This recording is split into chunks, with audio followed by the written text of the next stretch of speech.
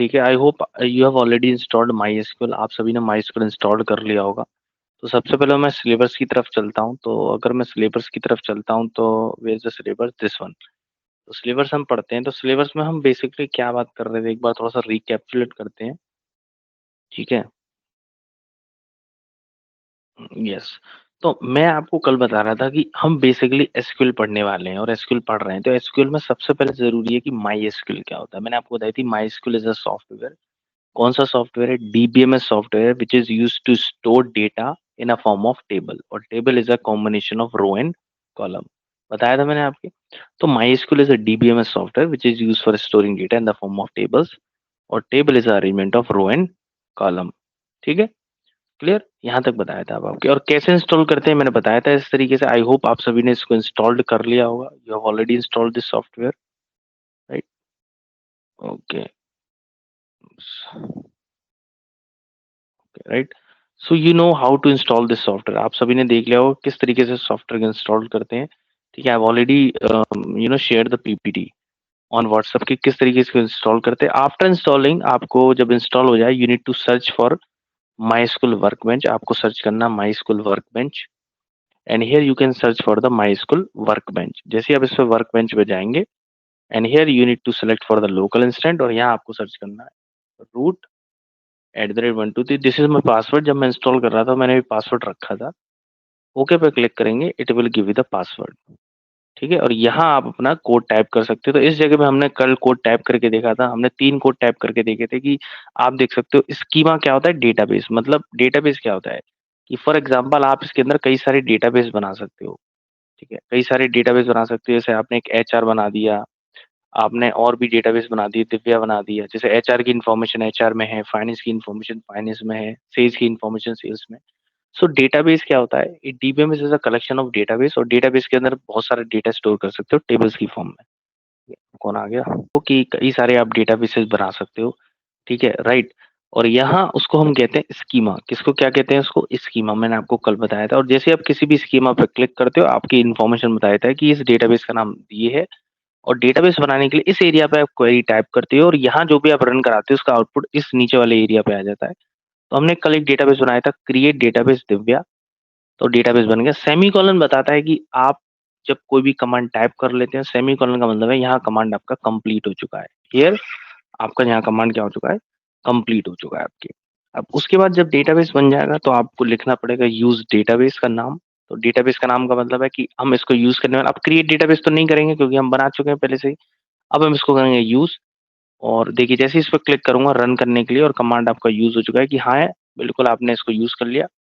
अब इसके अंदर देखना चाहते हैं कितनी टेबल्स बन चुकी हैं, तो उसके लिए कमांड होता है शो टेबल्स, और जैसे ही रन करेंगे तो बता देगा इसके अंदर कितनी टेबल है। तो फिलहाल के लिए इसमें कोई भी टेबल बनी नहीं है, तो that's why it is showing blank, nothing, right. तो इस तरीके से हम काम करते हैं। तो चलते हैं अपने पीडीएफ की तरफ, और अब मैं आपको कमांड टाइप करके दिखाऊंगा। जब इंस्टॉल हो जाए आपका सॉफ्टवेयर, तो सॉफ्टवेयर को इंस्टॉल करने के बाद आप सीधा आएंगे, नीचे की तरफ चलते हैं। मैं आपको बता रहा था जो कल एंटिटी रिलेशनशिप मॉडल, मतलब ये एक ऐसा मॉडल होता है कि कोई भी टेबल बनाने से पहले हम थोड़ा-सा एक मॉडल डिज़ाइन करते हैं जिसका नाम होता है एंटिटी रिलेशनशिप मॉडल। अब एंटिटी, एट्रिब्यूट, मैंने रिलेशनशिप कई सारी चीज़ें बताई थी। जैसे इसके कुछ डायग्राम्स होते हैं, कल मैंने बताया था आपको कि फॉर एग्ज़ाम्पल आप एक स्टूडेंट नाम की टेबल बना रहे हैं, तो स्टूडेंट क्या हो गया? एंटिटी हो गया। उसके अंदर कौन-कौन से कॉलम हो सकते हैं? तो कॉलम्स को हम क्या कहते हैं? एट्रिब्यूट। कॉलेज नाम की टेबल बना रखे हैं, उनके अंदर कौन-कौन से कॉलम्स होते हैं? उसको हम कहेंगे एट्रिब्यूट। तो एंटिटी को हम इस ब्रैकेट में लिखते हैं, रिलेशनशिप को हम इस ब्रैकेट में लिखते हैं, और एट्रीब्यूट या कॉलम को हम इस ब्रैकेट में लिखते हैं, मतलब ये गोल वाले में। तो इनके कुछ इनके लिए सिंबल्स हम यूज करते हैं जिनको हम कहते हैं components of ER diagram, entity relationship diagram बनाते हैं। तो बेसिकली एक्चुअल टेबल बनाने से पहले हम थोड़ा सा डिजाइनिंग करते हैं। ये मैंने आपको कल बताया था। ठीक है, और ये सारी चीज बताई थी कि this is the key attribute क्या होता है इसके अंदर, सिंपल एट्रीब्यूट क्या होता है, कंपोजिट क्या होता है, की एट्रीब्यूट क्या होता है, ये सारी चीजें मैं कल बताई थी आपको। ठीक है, जैसे आईडी कौन सा की एट्रीब्यूट है, प्राइम एट्रीब्यूट है, नेम क्या है, नेम में फर्स्ट नेम लास्ट से तो कंपोजिट है।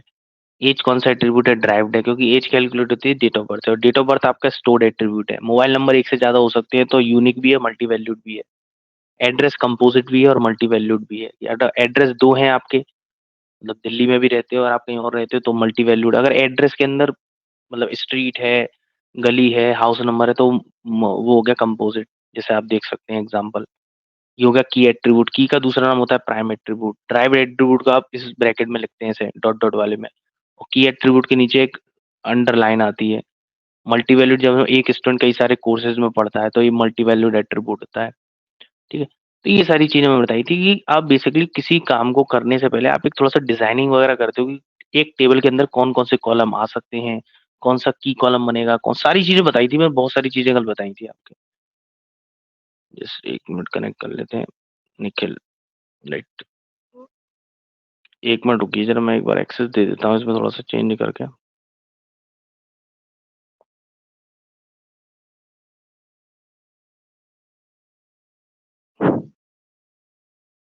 आवाज आ रही है ना मेरी सभी को? क्लियर? यस चलिए, सर। ओके ओके ओके, ठीक है। तो चलिए, तो बेसिकली समझ में आ रहा है, ये सारी चीजें हम कल डिस्कस कर चुके थे। अब मैं आपको बता रहा हूँ कि इसके अंदर कल हमने ये भी डिस्कस करा था कि कौन कौन सी प्रॉपर्टीज होती है डीबीएमएस में। तो मैंने बताया था जैसे एटोमिसिटी होती है कि या तो पूरा ट्रांजेक्शन रन करेगा या बिल्कुल रन नहीं करेगा। कंसिस्टेंसी प्रॉपर्टी बताई थी, आइसोलेशन बताई थी, ड्यूरेबिलिटी। अब देखो बार बार रिकैप्चुलेट नहीं करूंगा, इसके लिए आप रिकॉर्डिंग पार्ट को एक्सेस कर सकते हो कि अगर कोई स्टूडेंट कल की क्लास में नहीं था सपोज, ठीक है, तो आप रिकॉर्डिंग पार्ट में जाइए। कल मैंने पूरा फोकस इस पे दिया था, एक एक एग्जाम्पल के साथ बताया था, वही चीज है आज भी। तो इसको आप देख सकते हैं रिकॉर्डिंग पार्ट को। ये ट्रांजैक्शन के बारे में बताया था कि बैंक के एटीएम वाले में मैंने एक फिगर एग्जांपल बताया था आपको, ये वो फिगर हो जाएगा। एसक्यूएल मैंने बताई थी एक लैंग्वेज होती है जो आपके ऑपरेट करती है डेटाबेस को। जैसे आप कोई डेटाबेस क्रिएट करना चाहते हो, डिलीट करना चाहते हो, रो इंसर्ट करना चाहते हो, अपडेट करना चाहते हो, तो एसक्यूएल क्या एक लैंग्वेज है जो हर डीबीएमएस पर वर्क करती है, चाहे वो कोई भी डीबीएमएस हो, माई एसक्यूएल हो, ओरेकल हो, आईबीएम हो, डीबी2 हो।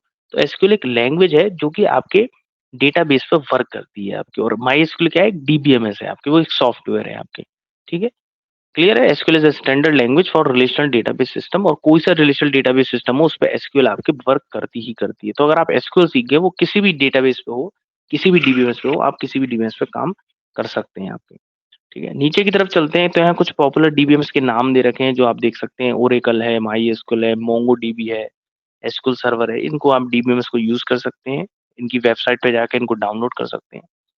अब उससे पहले मैं आपको एक छोटी सी चीज बताता हूँ कि बेसिकली सबसे पहले जब कंप्यूटर का मतलब जब से हमने डेटा को स्टोर करना चालू करा कंप्यूटर की फॉर्म में, कंप्यूटर में, तो सबसे पहले लॉन्च हुआ था डीबीएमएस। उसके बाद इन्होंने लॉन्च करा आरडीबीएमएस। क्या फर्क होता है दोनों में देखिए। तो डीबीएमएस होता है डेटाबेस मैनेजमेंट सिस्टम, आरडीबीएमएस होता है रिलेशन डेटाबेस मैनेजमेंट सिस्टम। फर्क क्या है, जब सबसे पहले इन्होंने सॉफ्टवेयर बनाया था ना डीबीएमएस का, तो उसमें जो डेटा स्टोर होता था वो एक सिंगल फाइल में स्टोर होता था। Store the data in the form of files में स्टोर होता था। फाइल्स में मतलब फाइल में ऐसे डेटा स्टोर कर दिया। लेकिन जब इन्होंने थोड़ा सा इंप्रूव करा अपने आप को, फिर इन्होंने क्या करा, स्टोर करा डेटा टेबल्स की फॉर्म। बात समझ में आ रही है? तो आज की डेट में हम आरडीबीएमएस को यूज करते हैं, डीबीएमएस को यूज नहीं करते। डीबीएमएस तब यूज होता था जब नया नया लॉन्च हुआ था मार्केट में। तो जब नया नया लॉन्च हुआ था ना सॉफ्टवेयर, जब इन्होंने बनाना सीखा था कि डेटा को स्टोर करना है डीबीएमएस में, तो उन्होंने डेटा को स्टोर करा था एक सिंगल फाइल्स में, मल्टीपल फाइल्स में। टेबल की फॉर्म में स्टोर नहीं करते थे, फाइल्स की फॉर्म में स्टोर करते थे। लेकिन आज की डेट में हम किस में स्टोर करते हैं डेटा को? टेबल्स की फॉर्म में। अभी हम बना के भी देखेंगे टेबल्स किस तरीके से बनाती है। तो माई स्कूल क्या है, आरडीबीएमएस है, डीबीएमएस नहीं है।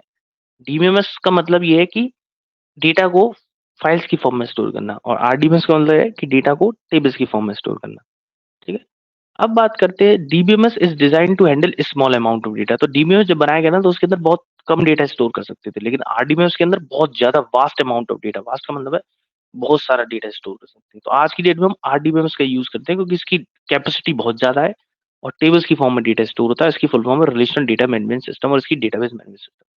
और RDBMS provides support only for the single user at a time. सिर्फ उस पे एक ही बंदा काम कर सकता था। डीबीएमएस जब पहले इन्होंने बनाया था उस पे एक बंदा काम कर सकता था, लेकिन इसमें मल्टीपल यूजर वर्क कर सकते हैं आपके आरडीबीएमएस से। जैसे मैंने आपको बताया था वो वाला एग्जांपल आइसोलेशन वाला। कौन सा इसमें बताया था? आइसोलेशन वाला। तो आइसोलेशन क्या है? Multiple transaction occur independently without interference की मतलब कई सारे ट्रांजेक्शन एक बार किए जा सकते हैं और उसमें कोई भी ओवरलैपिंग नहीं होगी।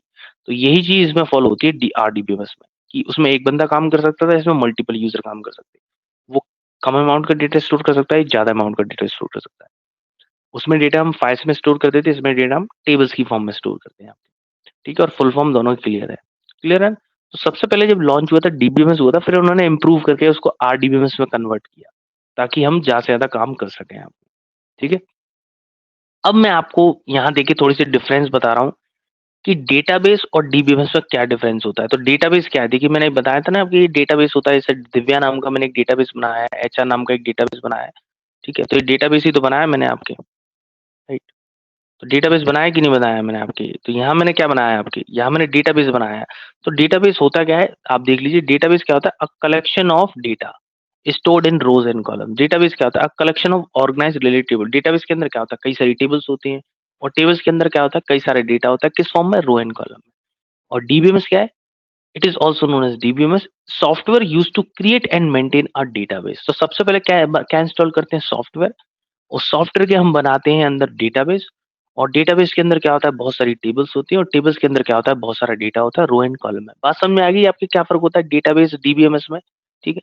तो डीबीएमएस क्या एक सॉफ्टवेयर है जिसकी मदद से हम क्रिएट करते हैं, मेंटेन करते हैं डेटाबेस को। और डेटाबेस के अंदर क्या होता है? बहुत सारी टेबल्स होती हैं ऑर्गेनाइज्ड वे में, और उन टेबल्स के अंदर डेटा होता है जो स्टोर्ड होता है रे एंड कॉलम्स की फॉर्म में। बात समझ में आ रहा है? तो डीबीएमएस एक सॉफ्टवेयर है जिसमें हम क्रिएट करते हैं, मेंटेन करते हैं डेटाबेस को। डेटाबेस क्या होता है? इसके अंदर बहुत सारी टेबल्स होती हैं, ठीक है? और टेबल्स के अंदर क्या होता है? बहुत सारा डेटा होता है जो किस फॉर्म में होता है? रो एंड कॉलम की फॉर्म में होता है। क्लियर है यहाँ तक? डीबीएमएस क्या है और डेटाबेस क्या है, ठीक है? तो डेटाबेस बनाया ना आपके, ये डीबीएमएस सॉफ्टवेयर है माइस्क्यूएल वर्कबेंच, और इस पे डेटाबेस बना रखे देखिए। अब इसके अंदर हम कई सारी टेबल बनाएंगे। तो टेबल बनाना सीखेंगे अभी हम। अभी हमने सीखा नहीं है टेबल बनाना, अभी हमने सिर्फ बनाना सीखा है डेटाबेस कैसे बनाते हैं, और कंप्यूटर में यूज कैसे करते हैं, और उसके अंदर देखने के लिए कितनी टेबल्स हैं, तो उसके लिए कमांड होता है शो टेबल। अब हम जो भी काम करेंगे वो दिव्या के अंदर ही होगा आपके, मतलब दिव्या नाम के डेटाबेस में ही परफॉर्म होगा, क्योंकि हमने सेलेक्ट कर रखा है यूज दिव्या। तो इसका मतलब कंप्यूटर बता रहा है कि आप दिव्या को यूज कर रहे हैं, तो जो भी काम होगा दिव्या की डेटाबेस में ही होगा, ठीक है? चलिए अब नीचे चलते हैं। सबसे पहले मैं आपको एक छोटा सा फिगर दिखाता हूँ। ये फिगर इंपॉर्टेंट तो नहीं है, लेकिन बेसिकली क्लाइंट और डेटाबेस के बीच में एक मशीन होती है, इसको हम कहते हैं सर्वर। एग्जाम्पल से समझाता हूँ। फॉर एग्जाम्पल आप कोई फेसबुक ओपन करते हैं अपने लैपटॉप में, या आप ओपन करते हैं फॉर एग्जाम्पल इंस्टाग्राम। तो जैसे आप इंस्टाग्राम ओपन करते हैं, वो होता है आपका क्लाइंट लेवल। कौन सा लेवल होता है? क्लाइंट लेवल, ठीक है? तो आपने एक, जैसे आपका कंप्यूटर दिख रहा है, जैसे मैं इस समय कंप्यूटर चला रहा हूँ, तो ये जो मैं चला रहा हूँ ना, ये मेरा क्लाइंट है। मैं क्लाइंट हूँ एक तरह तरह से कह सकता हूँ, या यूजर कह सकता हूँ। तो जब भी आप कोई फेसबुक ओपन करते हो, इंस्टाग्राम ओपन करते हो अपने लैपटॉप में, अपने मोबाइल फोन में, तो जो उस समय आपके सामने पेज ओपन होता है ना, वो होता है आपका क्लाइंट व्यू। कौन सा व्यू होता है? व्यू लेवल होता है वो, ठीक है? अब जैसे आप उसमें यूजर नेम पासवर्ड टाइप करते हो, तो वो जाता है सीधा सर्वर के पास, और सर्वर मशीन भेजती है डेटाबेस के पास, ये देखने के लिए क्या ये यूजर नेम पासवर्ड इस डेटाबेस में है कि नहीं है। अगर होता है, तो सर्वर को रिस्पॉन्ड मिलता है हाँ है, और सर्वर आपको एक एक्सेस ला के देता है कि आप एंटर लॉगिन कर सकते हो। तो क्लाइंट और डेटाबेस के बीच में एक मशीन होती है सर्वर, जो आपके पासवर्ड को चेक करती है और उसका आंसर देती है। और डेटाबेस हमेशा इंटरनल लेवल पे काम करता है, जो आपको दिखाई नहीं देता कभी भी। आपको तो दिखाई देती है सिर्फ ये ऊपर-ऊपर से जो व्यू लेवल होता है आपको, कि आपको एक फेसबुक का पेज दिखाई दे रहा है, इंस्टाग्राम का पेज दिखाई दे रहा है। लेकिन उसके पीछे एक डेटाबेस कहीं यूज़ हो रहा है। जैसे आप उसमें लॉगिन डालते हो यूज़र नेम पासवर्ड, उसकी इन्फॉर्मेशन जाती है सर्वर के थ्रू डेटाबेस पे, और ये चेक होता है क्या वो यूज़र नेम पासवर्ड एग्ज़िट करता है कि नहीं करता। अगर एग्ज़िट करता है, तो आपको तुरंत एक्सेस मिल जाता है सर्वर के थ्रू कि हाँ, एक्सेस करता है, और तुरंत आपको लॉगिन मिल जाता है। बात समझ में आ रही है? तो जो आप जिस चीज़ को देख रहे हो स्क्रीन पे, ये जो आप जो पेज ओपन करते हो इंस्टाग्राम, फेसबुक का स्क्रीन पे, वो होता है आपका बेसिकली फ्रंट एंड। क्या होता है? फ्रंट एंड, जो आप देख रहे होते हो स्क्रीन पे। और डेटाबेस हमेशा किस पे वर्क करता है? बैक एंड पे। किस पे वर्क करता है? बैक एंड पे, जो आपको कभी भी दिखाई नहीं देता। बात समझ में आ रही है? फॉर एग्जांपल अगर मैं फेसबुक का पेज ओपन करूँ यहाँ, जैसे मैं इंस्टाग्राम ओपन कर लेता हूँ यहाँ। इंस्टाग्राम तो सभी चलाते हैं ना आज की डेट में। मेरा इंस्टाग्राम अकाउंट नहीं है भाई, ठीक है? तो इंस्टाग्राम अगर मैं ओपन करता हूँ, और इंस्टाग्राम ओपन करूँगा, तो देखो ये जो आपके सामने पेज ओपन हो जाएगा ना इंस्टाग्राम का, ये आपका फ्रंट एंड व्यू है। कौन-सा व्यू है?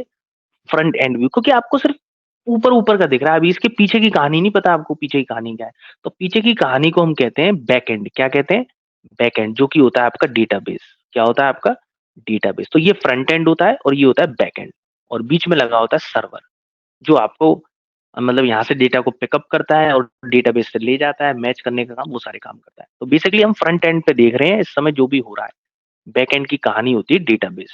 क्लियर है ना यहाँ तक सभी के? तो ये फिगर से मैंने आपको समझाने की थोड़ा-सा कोशिश करी है कि क्या होता है डेटाबेस, ठीक है?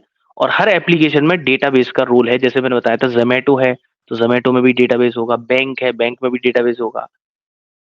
पेटीएम यूज कर रहे हो उसमें भी डेटाबेस है, सब जगह पे डेटाबेस का यूज होता है to store the data in the form of tables. ठीक है, समझ में आ रहा है ना? अब देखो इस व्यू को कहते हैं three architecture view, three tier view, इसको कहते हैं थ्री टायर आर्किटेक्चर। कौन सा आर्किटेक्चर कहते हैं? थ्री टायर, क्योंकि इसके अंदर तीन लेयर होती हैं, क्लाइंट सर्वर डेटाबेस। एक होता है टू टायर आर्किटेक्चर जिसके अंदर सिर्फ होती है दो लेयर, क्लाइंट और डेटा सोर्स। तो इस समय मैं कौन सा यूज कर रहा हूँ? टू टायर आर्किटेक्चर यूज कर रहा हूँ, क्योंकि देखो क्लाइंट भी मैं हूँ, क्लाइंट मेरे पास लैपटॉप है ना, और लैपटॉप में मैंने क्या इंस्टॉल कर रखा है? डेटाबेस। तो मेरे लैपटॉप में ही डेटाबेस इंस्टॉल है, तो कौन सा व्यू हुआ इस समय पे? कौन सा मैं मॉडल यूज कर रहा हूँ इस समय पे? इस समय मैं यूज कर रहा हूँ टू टायर आर्किटेक्चर, क्योंकि मेरे लैपटॉप में ही डेटाबेस इंस्टॉल है। तो इस समय मेरा लैपटॉप क्लाइंट में डायरेक्टली कनेक्ट हो रहा हूँ डेटाबेस के थ्रू। तो देखो ये रहा मेरा लैपटॉप, आप देख सकते हो मेरा लैपटॉप, ये रहा स्क्रीन चल रही है और उसके अंदर एक डेटाबेस भी इंस्टॉल कर रखा है। तो इस समय में मैं यूज कर रहा हूँ टू टायर आर्किटेक्चर को, जिसमें क्लाइंट के लैपटॉप के अंदर ही आपकी डेटा सोर्स स्टोर है, मतलब क्लाइंट डायरेक्टली डेटा सोर्स से कनेक्ट कर पा रहा है, इसमें सर्वर की जरूरत नहीं है। लेकिन अगर मैं इस डेटा सोर्स को कहीं और उठा के रख दूं, तब मुझे एक सर्वर की जरूरत पड़ेगी ताकि मैं उसको एक्सेस कर सकूं। तो जो बैंक होते हैं ना, उनका डेटाबेस कभी भी उनके लैपटॉप में नहीं होता, उनका डेटाबेस होता है किसी एक पर्टिकुलर जगह पे। क्यों? ताकि हर कोई उसको एक्सेस कर सके इंटरनेट के माध्यम से। अगर फॉर एग्जांपल कि मैं अपना डेटाबेस अपने लैपटॉप में स्टोर कर लूं, रखूं, तो मैं ही तो एक्सेस कर पाऊंगा, कोई और थोड़ी एक्सेस कर पाएगा। बात समझ में आ रही है? तो इसलिए हम जनरली टू टायर का यूज नहीं करते। टू टायर हम एजुकेशन लेवल पे यूज कर रहे हैं, जैसे कि मैं यूज कर रहा हूँ इस समय आपको समझाने के लिए कि ये रहा भाई लैपटॉप, और ऐसे आप डेटाबेस को इंस्टॉल कर लो, डीबीएमएस को, और यहाँ आप डेटा को स्टोर कर लो टेबल को। तो लैपटॉप भी मेरा है, डेटाबेस भी मेरा, सब कुछ मेरा है। तो इस समय मैं कौन सा यूज कर रहा हूँ? टू टायर आर्किटेक्चर, जिसके अंदर लैपटॉप के अंदर ही मैंने डेटा सोर्स स्टोर है आपके, और डायरेक्टली मैं उसको एक्सेस कर रहा हूँ, इसमें सर्वर की जरूरत नहीं है, ना इंटरनेट की जरूरत है। अगर आप इंटरनेट डिस्कनेक्ट भी कर देंगे तब भी आपका काम चलता रहेगा। क्लियर है? लेकिन ज्यादातर एप्लीकेशन जो बनती है वो बनती है आपके इस मॉडल पे, थ्री टायर आर्किटेक्चर। क्यों? क्योंकि फेसबुक ने अपना पेज बना दिया, और फेसबुक का डेटा कहाँ होगा? डेटाबेस कहीं ना कहीं बना होगा, कहीं न्यूजीलैंड न्यूजीलैंड में, और हर कोई इसको एक्सेस कर रहा है। बैंक भी ऐसे ही काम करती है, सारी एप्लीकेशन इस तरीके से काम करती है थ्री टायर आर्किटेक्चर से। ठीक है, बात समझ में आ गई टू टायर कहाँ यूज हो रहा है? तो मैं इस समय कौन सा यूज कर रहा हूँ? टू टायर आर्किटेक्चर, जिसमें मेरा क्लाइंट भी मेरे पास है और मेरे लैपटॉप में डेटा सोर्स भी स्टोर है, जो कि आपके ये रहा। क्लियर है दिव्या, राकेश, निखिल? समझ में आ रही है यहाँ तक बात? ठीक जी है, सर। चलिए, कोई डाउट हो तो मुझे बता दीजिएगा। ठीक, चलिए आगे बढ़ते हैं। अब चलते हैं आपके, हम अपने देखो टू टायर का आर्किटेक्चर, देखो एक दूसरा फिगर भी है ऐसे, आप इसको समझ लीजिए, इसको समझ लीजिए, दोनों फिगर सेम ही है आपके। ठीक है, अब चलते हैं आपके एसक्यूएल की तरफ। तो एसक्यूएल के अंदर देखो कई सारे कमांड होते हैं। इस एसक्यूएल के कमांड को तीन कैटेगरी में बांटा गया है। तो तीन कैटेगरी होती है एसक्यूएल कमांड्स की, चार कैटेगरी होती है, मैं आपको बता दूं। पहली कैटेगरी होती है डीडीएल। डीडीएल की फुल फॉर्म होती है डेटा डेफिनेशन लैंग्वेज, और इसके आगे लिखा है टेबल। मतलब अगर आपको कोई टेबल पे काम करना है तो उसके लिए हम यूज करते हैं आपके डीडीएल कमांड्स। एसक्यूएल के कमांड्स, जैसे एसक्यूएल एक लैंग्वेज है, उस लैंग्वेज को चार भागों में बांटा गया है। तो एसक्यूएल के अंदर जो कमांड लिखेंगे वो उन चार भागों में बांटा गया है, डीडीएल, डीएमएल, डीसीएल और टीसीएल। अब डीडीएल क्या होता है? डीडीएल की फुल फॉर्म होती है डेटा डेफिनेशन लैंग्वेज। क्या फुल फॉर्म होती है? Data definition language. क्या फुल फॉर्म होती है? Data definition language. Data definition language का मतलब है कि फॉर एग्जांपल आप एक टेबल बना रहे हो, मतलब आप अगर कोई टेबल पे काम करते हो तो आप इस कमांड्स का यूज करोगे, जिसका नाम है डेटा डेफिनेशन लैंग्वेज। जिसका नाम क्या है? Data definition language, right. For example आप कोई, अब नीचे देखिए इसमें लिखा हुआ है, अगर आप कोई डीएमएल, डीएमएल का मतलब है डेटा मैनिपुलेशन लैंग्वेज। मतलब क्या? फॉर एग्जांपल अगर आप कोई डेटा पे वर्क कर रहे हो जो टेबल के अंदर स्टोर है, मतलब फॉर एग्जांपल आप कोई इंसर्ट करना चाहते हो डेटा को, फॉर एग्जांपल आप डिलीट करना चाहते हो डेटा को, फॉर एग्जांपल आप अपडेट करना चाहते हो डेटा को जो टेबल के अंदर स्टोर है, तो उस केस में यूज करते हैं हम आपके कौन से वाले कमांड का? DML command.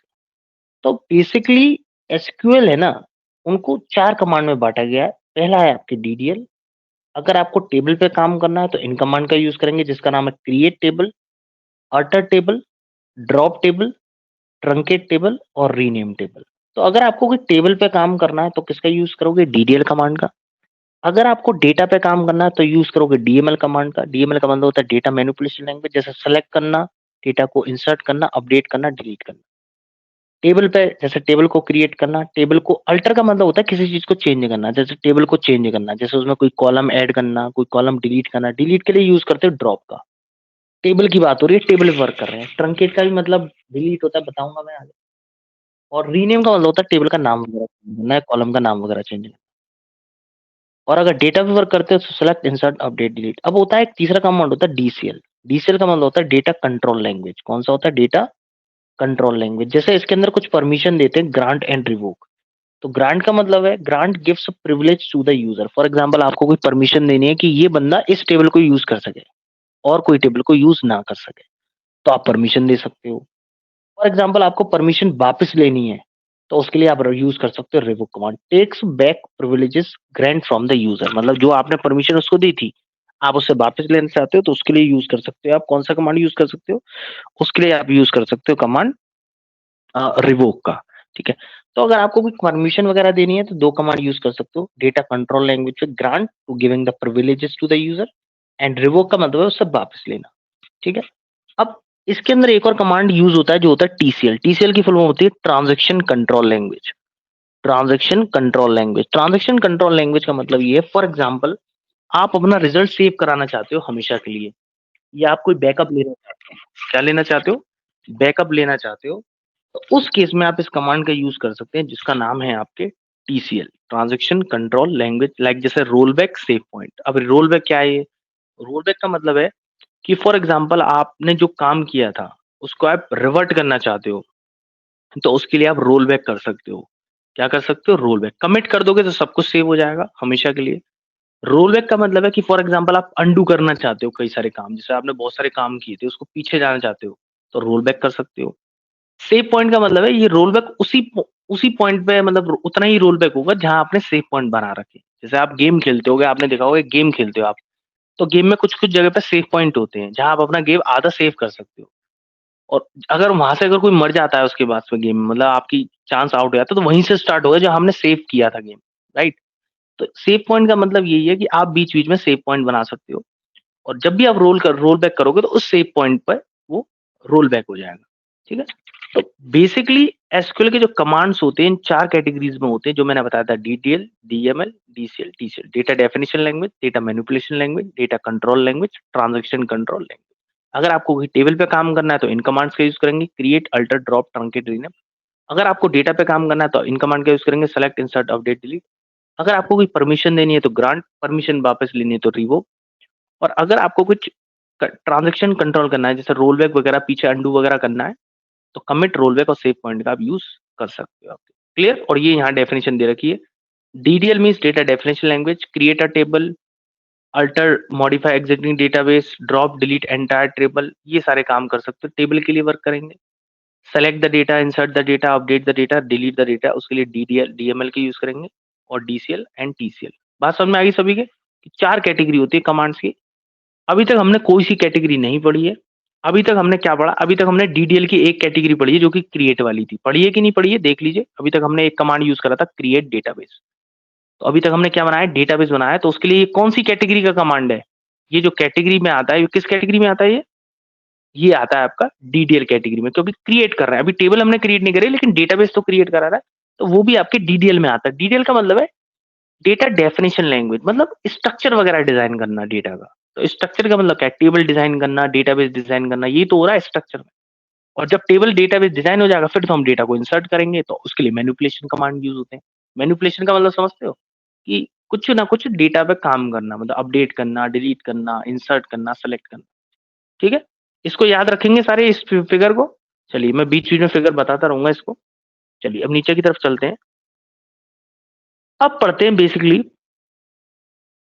तो अब मैं आपको जैसे इसके अंदर बता रहा हूँ कि आपके, सिंपल सी बात है कि सबसे पहले मैं आपको बता रहा हूँ बेसिक टर्मिनोलॉजी। बेसिक टर्मिनोलॉजी क्या होती है? टर्मिनोलॉजी का मतलब है कि डेटा डीबीएमएस के अंदर कुछ नाम वो आपको पता होने चाहिए। जैसे आप जैसे बैंक में जाते हो, तो टर्मिनोलॉजी का मतलब बता रहा हूँ। सिर्फ टर्मिनोलॉजी का मतलब जो होता है, जैसे आप बैंक में जाते हो तो बैंक में कुछ वर्ड यूज होते हैं, जैसे फाइनेंस, क्रेडिट, डेबिट, ठीक है, अकाउंट नंबर, ब्रांच।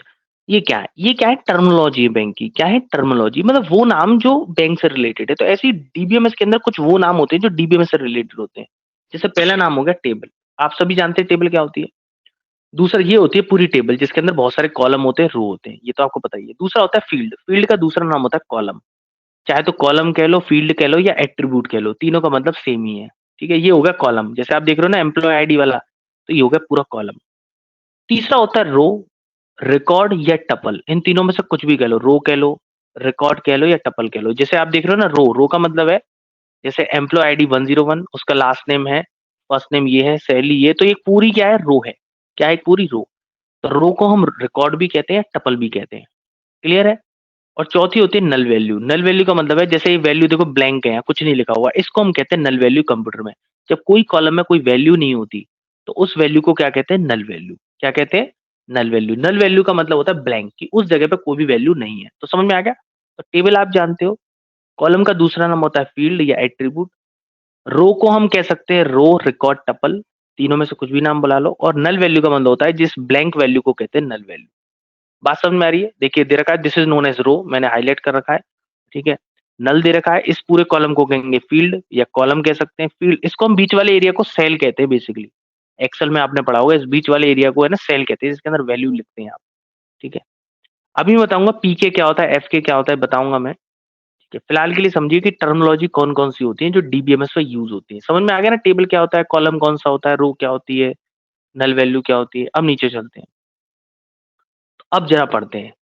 अब देखिए, अब इसके अंदर ये मैंने लिख रखा था। अब आपके एक नीचे वाले फिगर पे आता हूँ, जो नेक्स्ट टॉपिक बहुत ही इंपॉर्टेंट है, जो आता है आपका प्राइमरी की, और उसके बाद आता है अल्टरनेट की, उसके बाद आता है कैंडिडेट की, और एक और होता है आपके एफके। एफए का मतलब होता है फॉरेन की। आप समझना ये क्या होते हैं, समझना डेटाबेस। फॉर एग्जांपल मैं एक टेबल बना रहा हूँ, तो जब भी आप एक टेबल बनाओगे तो टेबल बनाते समय टेबल क्या हो गया, एंटिटी हो गया, और उसके अंदर जो आप कॉलम बना रहे हो वो उसके एट्रीब्यूट हो गए। लेकिन अब टेबल में अगर आप ध्यान से देखोगे, एक स्टूडेंट आईडी एक कॉलम है, एक रोल नंबर है, एक ईमेल है। स्टूडेंट आईडी भी यूनिक होती है, रोल नंबर भी यूनिक होता है, और ईमेल भी यूनिक होता है। पता है ना आपको, ये तीन कॉलम यूनिक होंगे कि नहीं होंगे, होंगे।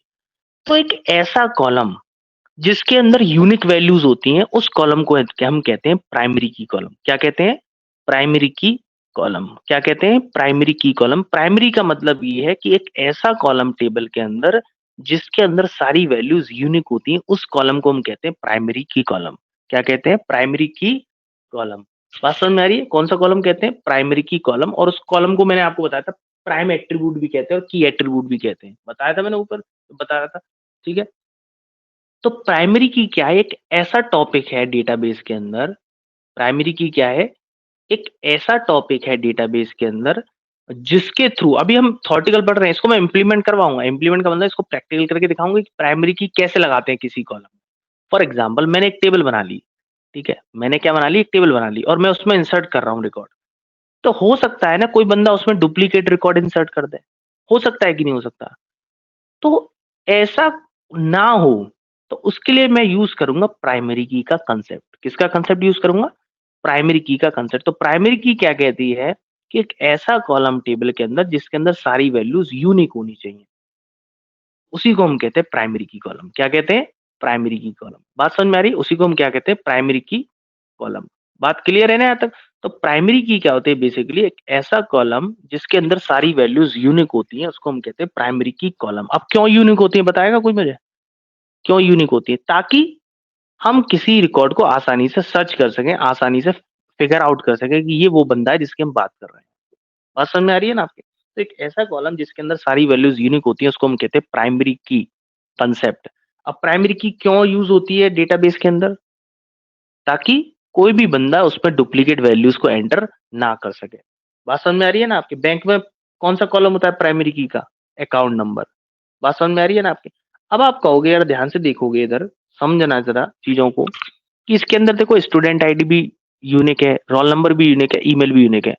तो अगर मैंने स्टूडेंट आईडी को प्राइमरी की बना दिया, फॉर एग्जांपल इस कॉलम को मैं प्राइमरी की बनाने वाला हूँ, बना बना के दिखाऊंगा कैसे बनेगा आपके। तो इस कॉलम को अगर मैंने प्राइमरी की बना दिया, तो इस कॉलम में कोई भी बंदा डुप्लीकेट वैल्यूज को एंटर नहीं कर पाएगा। फर्स्ट नेम में डुप्लीकेट हो सकता है कि नहीं हो सकता, नाम डुप्लीकेट हो सकते हैं, लास्ट नेम भी डुप्लीकेट हो सकते हैं, लेकिन student ID, roll number, email duplicate नहीं होगा, ये यूनिक होते हैं। तो अगर मैं इस कॉलम को प्राइमरी की बनाऊंगा, तो इस कॉलम में कोई भी बंदा डुप्लीकेट वैल्यूज एंटर नहीं कर सकेगा। ठीक है। और बचे जुचे जो रोल नंबर, ईमेल बना, वो कौन सी की कहलाते हैं, उसको हम कहते हैं अल्टरनेट की। क्या कहते हैं, अल्टरनेट की। तो अगर आपके पास तीन कॉलम है, और किसी एक कॉलम को आप प्राइमरी की बना रहे हैं, तो 2 कॉलम जो यूनिक है वो कौन से बने? अल्टरनेट की। क्या बने? अल्टरनेट की। मतलब काम आपका एक से होगा लेकिन जो 2 कॉलम है रोल नंबर और ईमेल ये क्या हो जाएँगे आपके? अल्टरनेट की। क्या हो जाएँगे आपके? अल्टरनेट की। बात समझ में आ रही है आपके? फिर से एक बार रिपीट कर रहा हूँ, समझिएगा। आपके पास एक टेबल है, ठीक है? टेबल में आप कुछ रिस्ट्रिक्शन लगाना चाहते हो। क्या लगाना चाहते हो? रिस्ट्रिक्शन कि कोई भी बंदा इसके अंदर डुप्लीकेट वैल्यूज़ एंटर ना कर सके। कोई भी बंदा इसके अंदर आपके कोई मतलब इस कॉलम में कोई वैल्यू मतलब छोड़ रहा है या ब्लैंक छोड़ रहा है। तो उसके लिए हम एसक्यूएल में यूज़ करते हैं कुछ रिस्ट्रिक्शन। क्या यूज़ करते हैं? कुछ रिस्ट्रिक्शन। अब रिस्ट्रिक्शन कैसे लगाओगे? तो उसके लिए कंसेप्ट होता है प्राइमरी की, अल्टरनेट की, कैंडिडेट की और एक और होता है कंसेप्ट फॉरेन की। समझते हैं ना प्राइमरी की क्या होती है? एक ऐसा कॉलम टेबल के अंदर जिसके अंदर हर वैल्यूज़ क्या होती है? यूनिक होती है। क्या होती है? यूनिक होती है, उसको हम कहते हैं प्राइमरी की कॉलम। जैसे आप देखेंगे, यहाँ देखिए आपके बेसिकली कि student ID, roll number, email क्या है इसमें यूनिक है। तो अगर मैं स्टूडेंट आईडी को प्राइमरी की कॉलम बना दूँगा तो इसके अंदर कोई भी बंदा डुप्लीकेट वैल्यूज़ को एंटर नहीं कर पाएगा और साथ ही साथ इस कॉलम में वैल्यू देना ज़रूरी हो जाएगा। तो बात समझ रहे हो? प्राइमरी की के अंदर 2 चीज़ होती हैं। पहली बात तो ये कॉलम यूनिक हो जाएगा और दूसरा इसमें वैल्यूज़ देना ज़रूरी रहेगा। मतलब ये कॉलम ब्लैंक नहीं रह सकता। क्लियर है आपके यहाँ तक? तो प्राइमरी की किसका कॉम्बिनेशन होती है? 2 चीज़ का कॉम्बिनेशन होती है कि उस कॉलम को यूनिक होना पड़ेगा प्लस उसके अंदर वैल्यूज़ मैंडेटरी होना ही चाहिए। क्लियर है? लेकिन प्राइमरी की किसी भी टेबल पे सिर्फ़ एक ही लगाई जा सकती है। आप 2 प्राइमरी की कभी नहीं लगा सकते एक टेबल पे। बात समझ में आ रही है? You can not apply 2 primary की ऑन अ सिंगल टेबल। एक टेबल के अंदर सिर्फ़ एक ही प्राइमरी की हो सकती है। तो अगर मैं स्टूडेंट आईडी को प्राइमरी की बनाता हूँ, तो रोल नंबर और ईमेल हो जाएँगे मेरे क्या हो जाएँगे? अल्टरनेट की। अब ऐसा नहीं है कि ज़रूरी नहीं है आप स्टूडेंट आईडी को प्राइमरी की बनाओ, आप रोल नंबर को भी बना सकते हो। अगर आप रोल नंबर को प्राइमरी की बनाओगे, तो स्टूडेंट आईडी और ईमेल क्या हो जाएँगे आपके? अल्टरनेट की। बात समझ में आ गया? क्योंकि आप किसी एक ही कॉलम को प्राइमरी की बना सकते हो और जिसको प्राइमरी की बनाओगे, वो कॉलम यूनिक होगा प्लस उसके अंदर वैल्यू इंसर्ट करना मैंडेटरी होगा। बात समझ में आ गई आपके? और बचे-कुचे जो 2 कॉलम हैं आपके वो क्या कर जाएँगे? अल्टरनेट की। और प्राइमरी और अल्टरनेट को अगर मैं जोड़ूँगा तो कौन-सी की बनेगी हमारी? कैंडिडेट की। कौन-सी बनेगी? कैंडिडेट की। मतलब वो तीनों की जो यूनिक है, मतलब वो कॉलम जो सारे के सारे यूनिक हैं। स्टूडेंट भी, रोल नंबर भी, ईमेल भी। तो प्राइमरी की और प्लस अल्टरनेट की को अगर जोड़ूँगा तो उस कॉम्बिनेशन को क्या कहते हैं? कैंडिडेट की। क्या कहते हैं? कैंडिडेट की। बात समझ में आ रही है आपके? क्या कहते हैं? कैंडिडेट की। क्लियर है यहाँ तक? अरे यस और नो तो बोल दो भाई। Yes sir, yes. Divya, Rakesh, Divya, Rakesh clear? Sir आ रहा समझ में। आ रहा है समझ में? चलो अभी अभी तो देखो सब थ्योरेटिकल चल रहा है। अभी मैं इसको सबको प्रैक्टिकल करके दिखाऊंगा कि कॉलम पे प्राइमरी की कैसे लगाएंगे। ये बताऊंगा मैं आपको। पहले टेबल बताऊंगा, सारी चीज बताऊंगा। अभी समझिए प्रैक्टिकली सिर्फ। अभी थ्योरेटिकल समझिए, ठीक है? अब देखिए, नीचे एक लाइन लिखी हुई है, अगर आप ध्यान से देखेंगे, एसक्यूएल कंस्ट्रेंट्स। क्या लिखा हुआ है? SQL constraints. अब कंस्ट्रेंट्स का मतलब क्या होता है?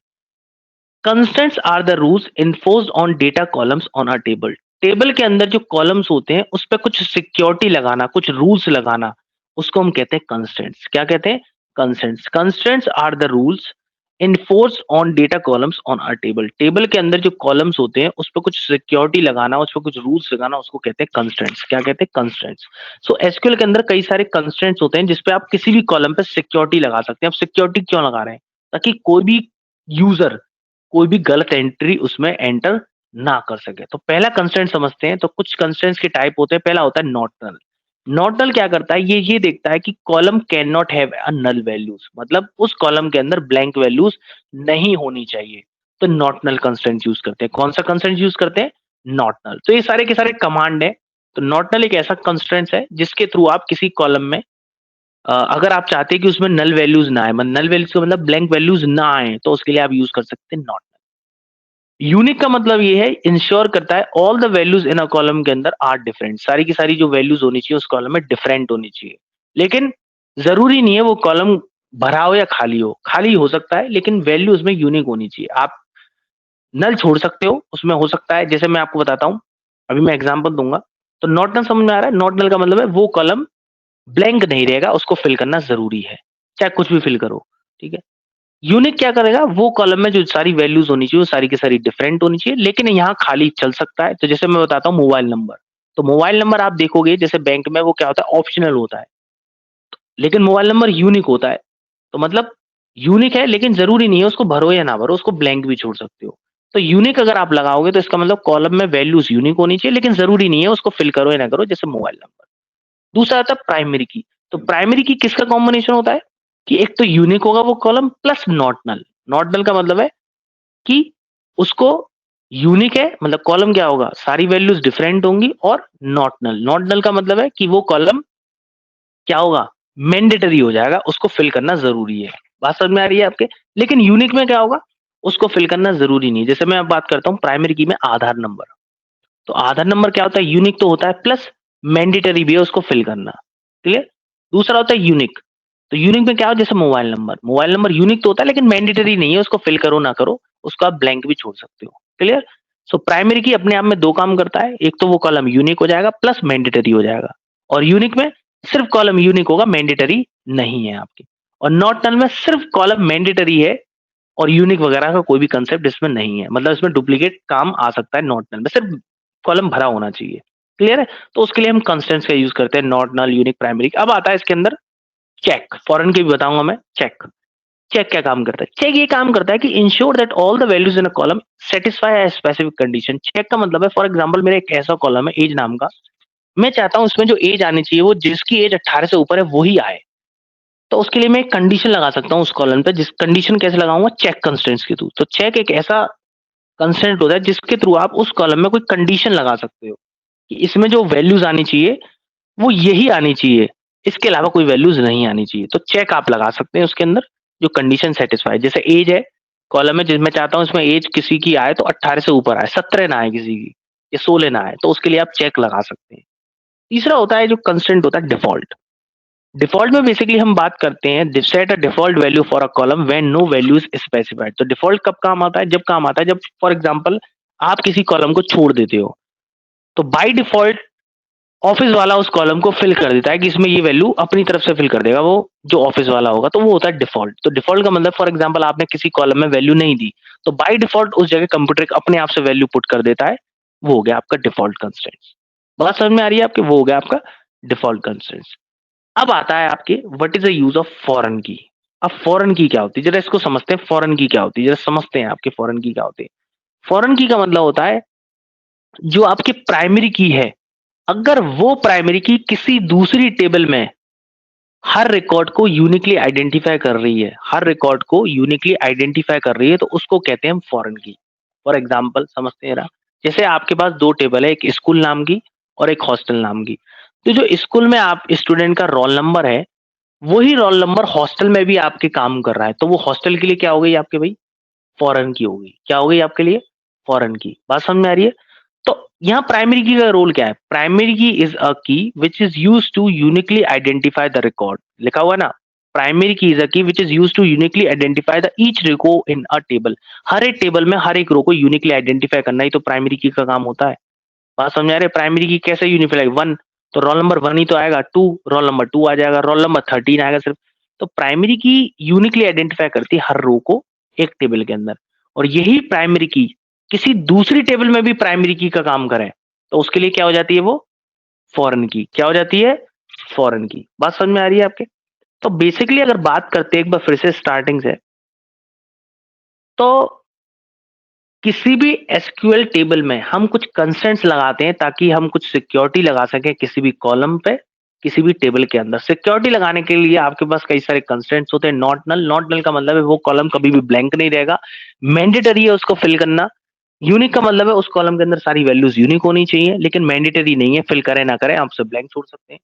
प्राइमरी की का मतलब है यूनिक तो होगा ही होगा कॉलम, साथ के साथ वो मैंडेटरी भी हो जाएगा कॉलम, उसको फिल करना जरूरी है। फॉरेन की मैं बता चुका हूँ कि फॉरेन की क्या होती है कि प्राइमरी की किसी टेबल की अगर दूसरी टेबल में यूनिकली आइडेंटिफाई कर रही है हर एक रो को, तो वो क्या होगी? फॉरेन की। जैसे फॉर एग्जांपल आपके स्टूडेंट का जो रोल नंबर है वो स्कूल में तो है ही, साथ के साथ वो रोल नंबर हॉस्टल में भी वर्क कर रहा है, तो वो क्या होगी इसके लिए? फॉरेन की हो गई। चेक काम क्या करता है? जैसे मैं चाहता हूँ किसी कॉलम में जो वैल्यूज है वो किसी ना किसी कंडीशन के हिसाब से आनी चाहिए। जैसे किसी की एज है, मैं चाहता हूँ एज 18 से ऊपर आए, तो उसके लिए कंडीशन लगी हुई है, तो उसके लिए हम लगा सकते हैं चेक।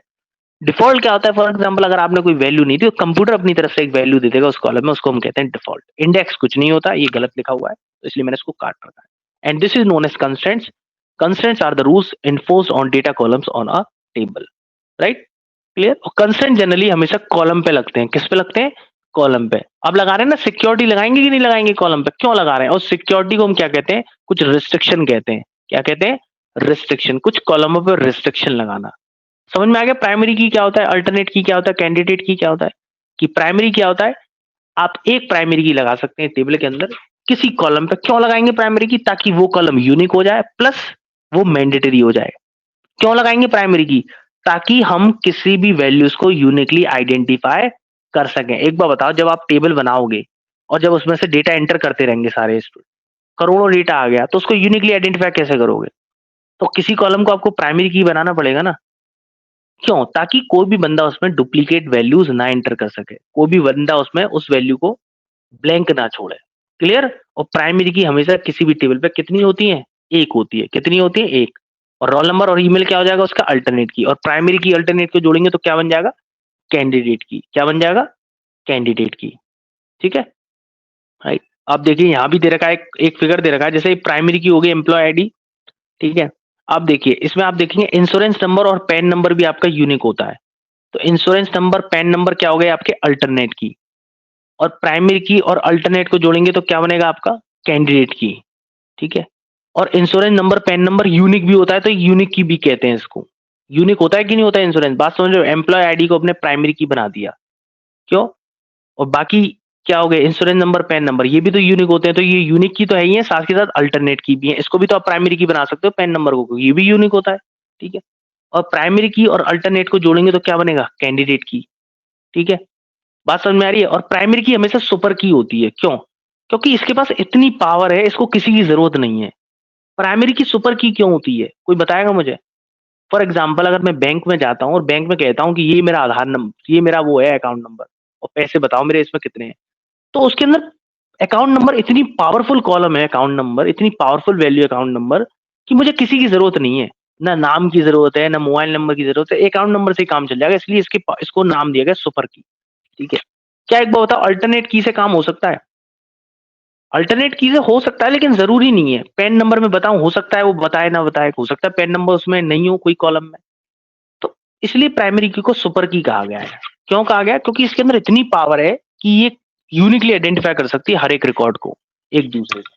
ठीक है, नीचे से चलते हैं। जैसे ये प्राइमरी की देखिए यहाँ यूज हो रही है इस टेबल में। जैसे ये एम्प्लॉय है, इसकी सैलरी देखिए इतनी है, 40,000 रुपए।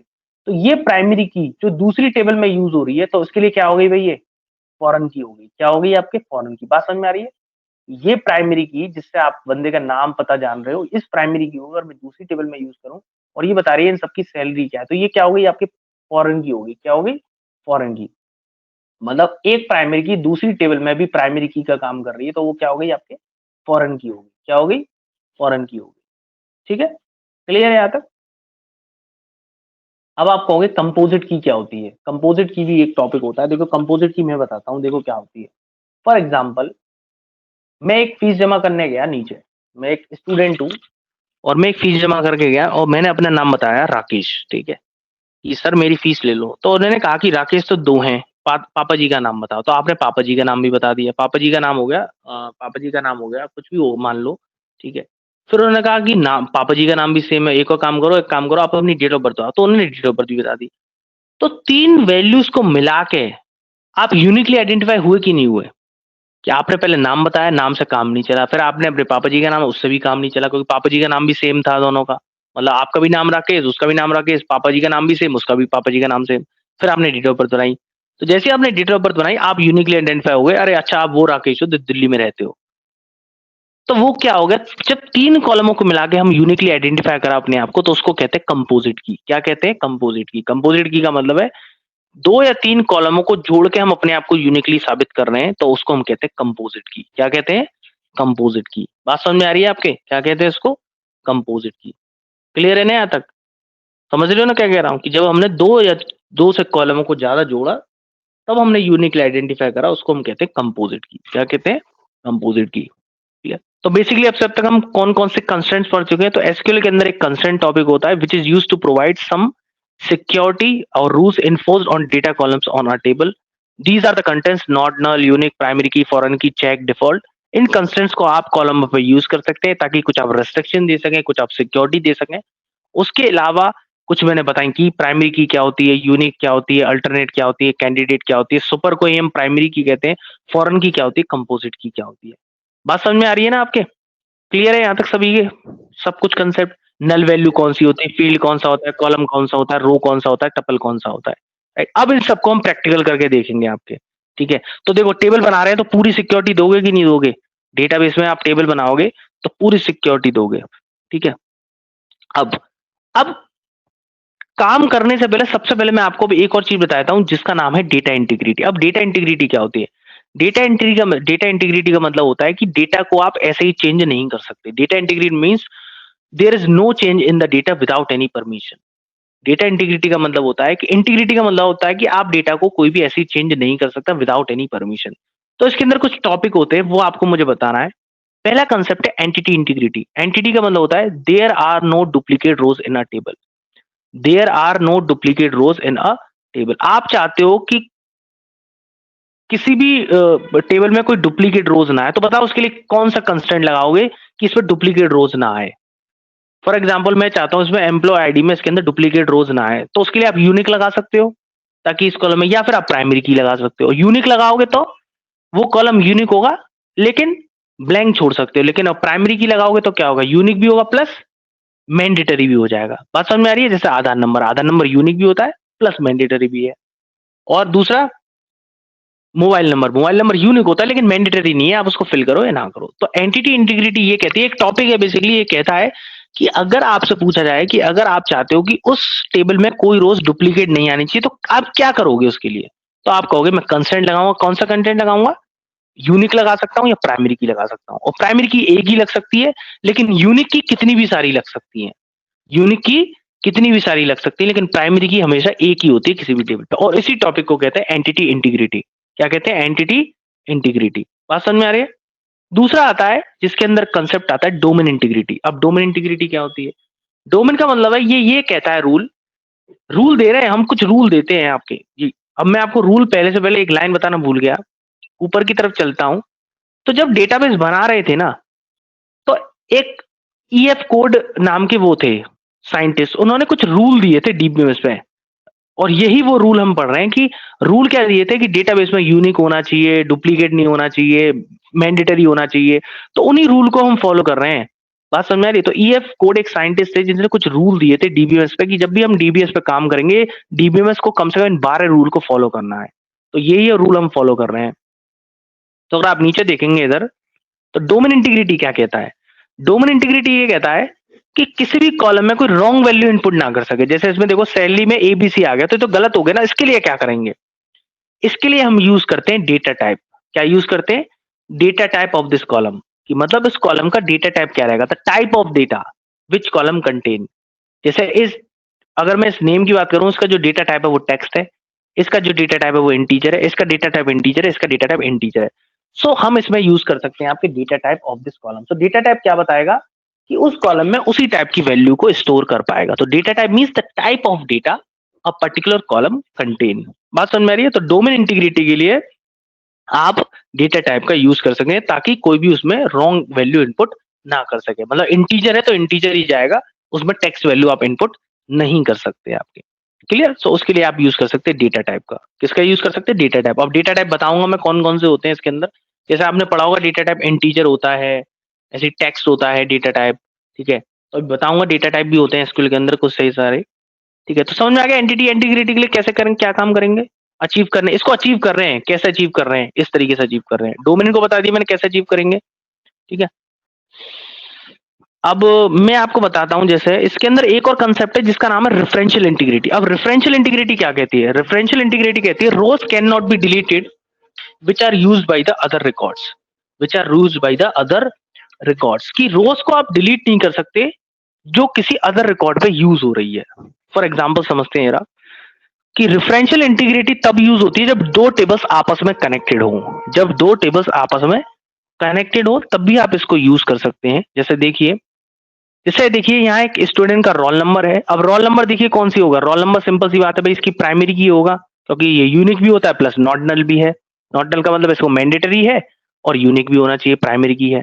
स्टूडेंट नेम है, एज है, कोर्स आईडी है। तो ये कोर्स आईडी आप देखोगे यहाँ भी है, तो ये कोर्स आईडी क्या हो गई, यहाँ प्राइमरी की हो गई, ये प्राइमरी की है। और ये कोर्स आईडी जो दूसरी टेबल में भी है वो क्या हो गई आपके फॉरेन की, क्या हो गई फॉरेन की। तो फॉरेन की का रूल कहता है कि इसमें this value is not allowed because the value is defined as a primary key in the course की। मतलब क्या है यहां में, देखिए अगर आप ध्यान से देखेंगे कि आपके पास ये फर्स्ट टेबल है और ये आपके सेकंड टेबल है। तो रेफरेंशियल इंटीग्रिटी क्या कहती है कि rows can not be deleted which are used by the other records.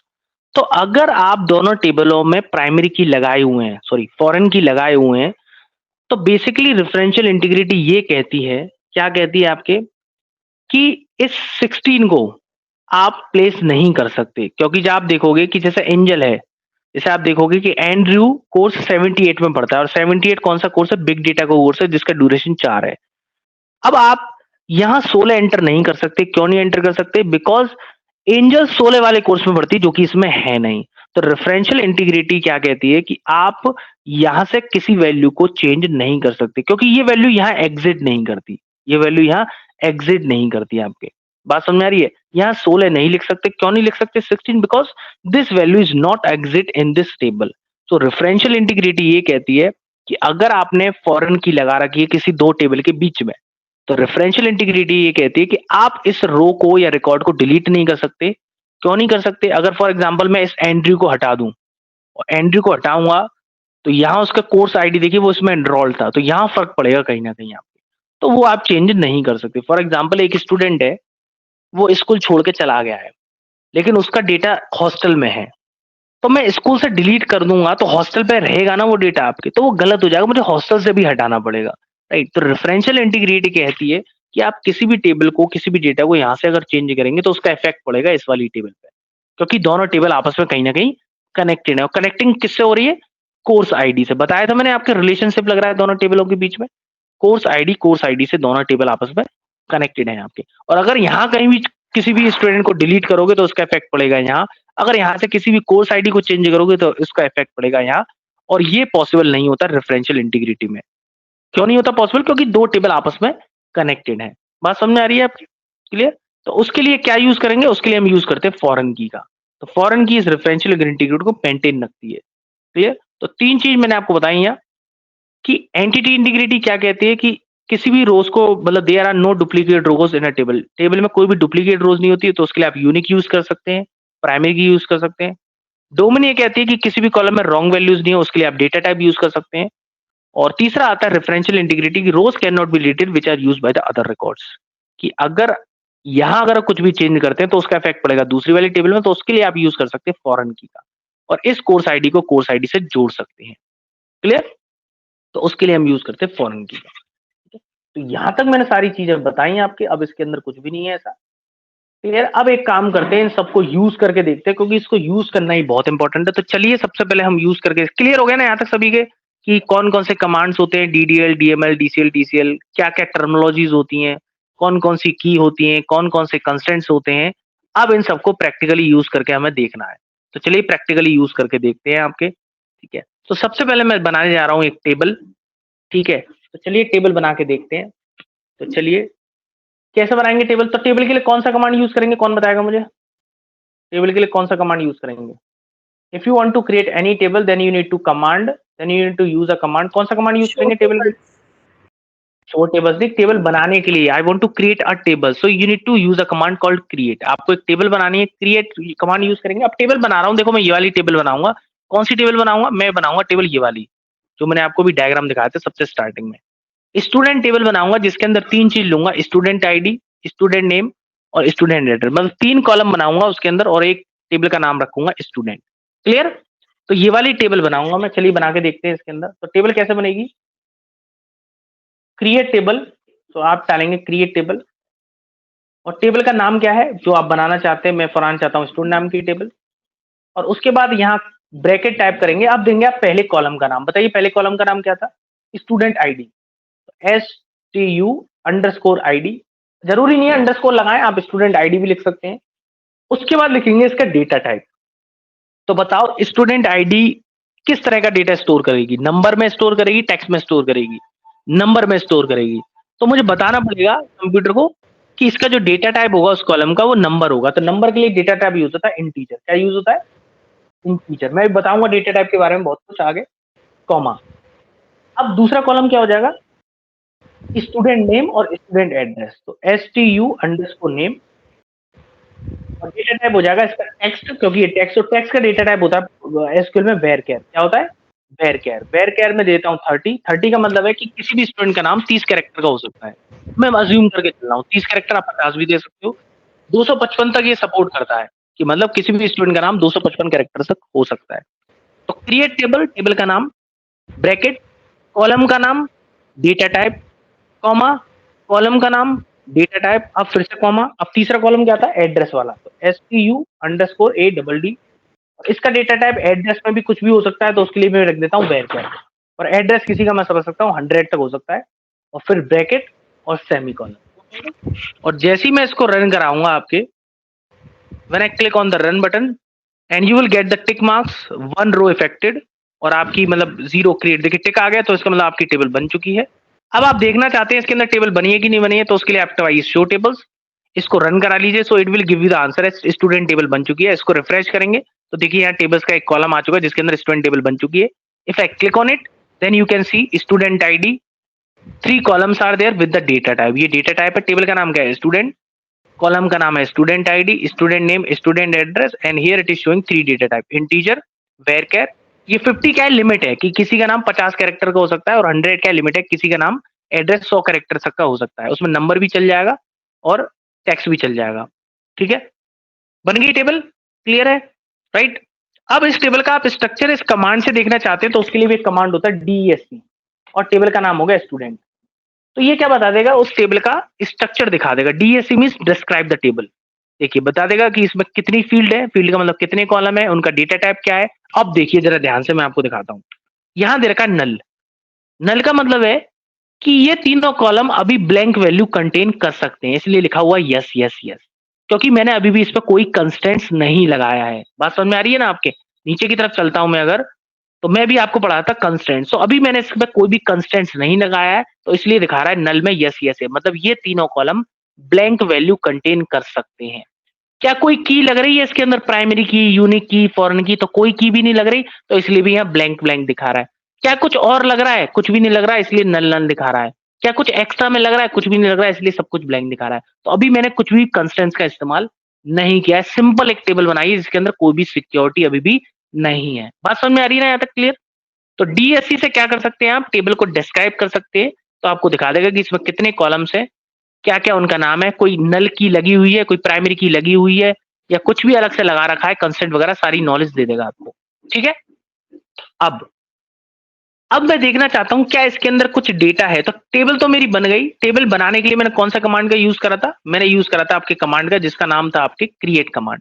अब मैं जानना चाहता हूं इसके अंदर कुछ डेटा है कि नहीं है, तो उसके लिए मैं कौन सा यूज करूंगा? सेलेक्ट कमांड का, जो कि है DML, क्योंकि ये डेटा पे वर्क करता है। टेबल तो बन गई। अब मैं देखना चाहता हूं क्या उसके अंदर कुछ है भी है कि नहीं है, तो उसके लिए हम यूज करते हैं सेलेक्ट कमांड का। तो चलते हैं सेलेक्ट कमांड का यूज करते हैं। सेलेक्ट, उसके बाद लिखेंगे आप स्टार, और फ्रॉम, उसके बाद लिखेंगे टेबल का नाम जो कि आपका स्टूडेंट, और semicolon. Select star from student, जो कि टेबल का नाम हो गया। टेबल का नाम कुछ भी हो सकता है, ये चेंज हो जाएगा। ये जो आप ब्लू कलर में देख रहे हो वो सारा का सारा कमांड है, और जो आप ब्लैक कलर में देख रहे हो वो डिपेंड करेगा कि टेबल का नाम क्या है, कॉलम का नाम क्या है। तो इसको अगर रन करके देखता हूं मैं, तो आपका देखिए इस समय ब्लैंक दिखा रहा है, क्योंकि इस टेबल में अभी भी कुछ भी नहीं है। आपके क्या करना है, इसका इसका नाम होता है, देखिए मैं हाइपन करके लिख देता हूं 2, और स्पेस करके लिखता हूं, ये कमेंट लिख रहा हूं मैं। कमेंट का मतलब है कि ये जो लिखूंगा ना लाइन, ये कंप्यूटर इसको रीड नहीं करेगा। ये सिर्फ यूजर के लिए होती है एज अ कमेंट, इसको यूजर रीड नहीं करता। तो मैं लिख देता हूं to fetch the record, to fetch the record, ताकि आपको पता लगे कि ये कमांड किस लिए यूज हो रहा है। लेकिन मैं कंप्यूटर में ऐसे नहीं लिख सकता। अगर मैं ऐसे लिख दूंगा ना, देखो एरर आ जाएगी। तो इसलिए मुझे कमेंट की फॉर्म में लिखना पड़ेगा। कमेंट लिखने के लिए आप डबल स्लैश टाइप करेंगे, हाइपन और स्पेस, और उसके बाद कुछ भी लिखेंगे। ये लाइन कंप्यूटर इसको रीड नहीं करेगा। ये वाली लाइन जो लिखी है मैंने, कंप्यूटर को दिखाई नहीं दे रही, सिर्फ मुझे दिखाई दे रही है ये लाइन। तो कंप्यूटर स्किप कर देगा, इस लाइन को रीड नहीं करेगा, ठीक है। तो इसलिए आप कमेंट का यूज कर सकते हैं। अब चलिए नीचे की तरफ चलते हैं। तो डेटा तो इस समय ब्लैंक था, अब मैं एक काम करता हूँ, इसमें कुछ डेटा इंसर्ट कर लेता हूँ। तो इंसर्ट के लिए कौन सा कमांड यूज होता है भाई? इंसर्ट के लिए होगा डीएमएल का कमांड, इंसर्ट कमांड। तो कुछ चलिए डेटा को इंसर्ट करते हैं। तो इंसर्ट करने से पहले मैं आपको बता दूं कि आपको 3 वैल्यू इंसर्ट करनी पड़ेगी, एक आईडी, एक नेम और एड्रेस। कैसे इंसर्ट करेंगे? आप कमांड लिखेंगे इंसर्ट, इंसर्ट की स्पेलिंग तो पता है ना सभी को, इनटू, और टेबल का नाम आ जाएगा इसमें। टेबल का नाम क्या था? Student, student. और उसके बाद आ जाएगा, यहाँ लिखेंगे वैल्यूज, वैल्यूज। और उसके बाद ब्रैकेट में आप सेमीकोलन लास्ट में, ब्रैकेट में आप लिखेंगे student ID. Suppose student ID है किसी की 101, फिर लगाएंगे कॉमा, और स्टूडेंट नेम है फॉर एग्जांपल किसी का राकेश। और याद रखना, जब भी आप कोई टेक्स्ट वैल्यू लिखो तो आपको डबल कोट्स में लिखनी है। नंबर आप डायरेक्टली लिख सकते हो, लेकिन टेक्स्ट वैल्यू कंप्यूटर में आपको डबल कोट्स में लिखनी होती है, याद रखिएगा, कॉमा। और स्टूडेंट एड्रेस हो गया, फॉर एग्जांपल दिल्ली में रहते हैं वो, दिल्ली ब्लॉक बी, दिल्ली, दिल्ली में रहते हैं फॉर एग्जांपल, मैंने मान के चलिए, और ब्रैकेट। अब इसको आप रन करा लीजिए, and then when you click on the run button, then you will see the tick mark कि आपकी रो इफेक्टेड हो गई है। मतलब इंसर्ट करो स्टूडेंट नाम की टेबल में कौन कौन सी वैल्यू, 101। तो 101 जाएगा आईडी में, राकेश जाएगा नेम में, और दिल्ली जाएगा एड्रेस में। तो जो ऑर्डर आप यहां लिखोगे ना, उसी ऑर्डर में वैल्यूज जाएंगी। और 3 कॉलम है तो आपको 3 वैल्यू देनी पड़ेगी, आप 4 नहीं दे सकते, ना कम दे सकते, ना ज्यादा दे सकते, अदरवाइज एरर आ जाएगी। बात समझ रहे हो ना? जितने कॉलम है उतनी वैल्यूज आपको देनी पड़ेंगी। अब ये तो इंसर्ट हो चुका है रिकॉर्ड। अब देखते हैं क्या इंसर्ट हुआ कि नहीं हुआ। तो इसको दोबारा रन करा के देख लो कमांड को, और अब देखिए आपका राकेश और दिल्ली, ये आपका रिकॉर्ड आ चुका है।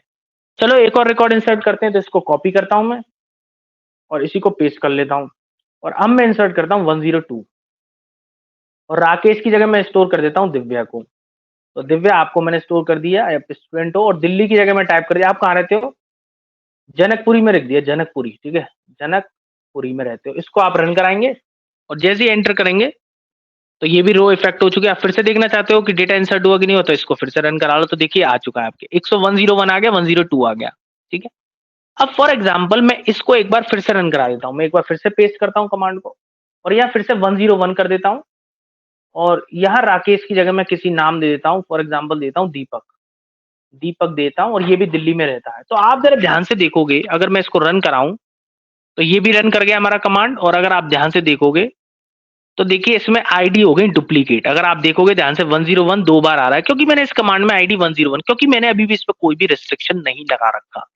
तो देखो हो गई ना दिक्कत, क्योंकि मैंने अभी भी इस पर कोई भी कंस्टेंट नहीं लगा रखा। और इस अभी जब तक कोई कंस्टेंट नहीं है, तो आप उसमें डुप्लीकेट वैल्यूज या कोई ब्लैंक कॉलम छोड़ना चाहते हो तो वो छोड़ सकते हो, बिल्कुल जरूरी नहीं है, क्योंकि उस पर कोई भी कंस्टेंट नहीं है, कोई भी प्राइमरी की नहीं है, कोई भी यूनिक की नहीं है। तो देखो इसमें आईडी डुप्लीकेट आ चुकी है। क्यों आ चुकी है? क्योंकि ये कॉलम मैंने कोई भी कंस्टेंट्स नहीं लगा रखा। बात समझ में आ रही है? तो इंसर्ट करना सीख गए कि नहीं सीख गए? बिल्कुल सीख गए। सेलेक्ट करना सीख गए, इंसर्ट करना सीख गए आपके। क्लियर है? आपके सेलेक्ट करना सीख गए, इंसर्ट करना सीख गए आपके, राइट? क्लियर? यहां तक सीख गए, सेलेक्ट हो गया, इंसर्ट हो गया आपके, ठीक है, क्लियर है?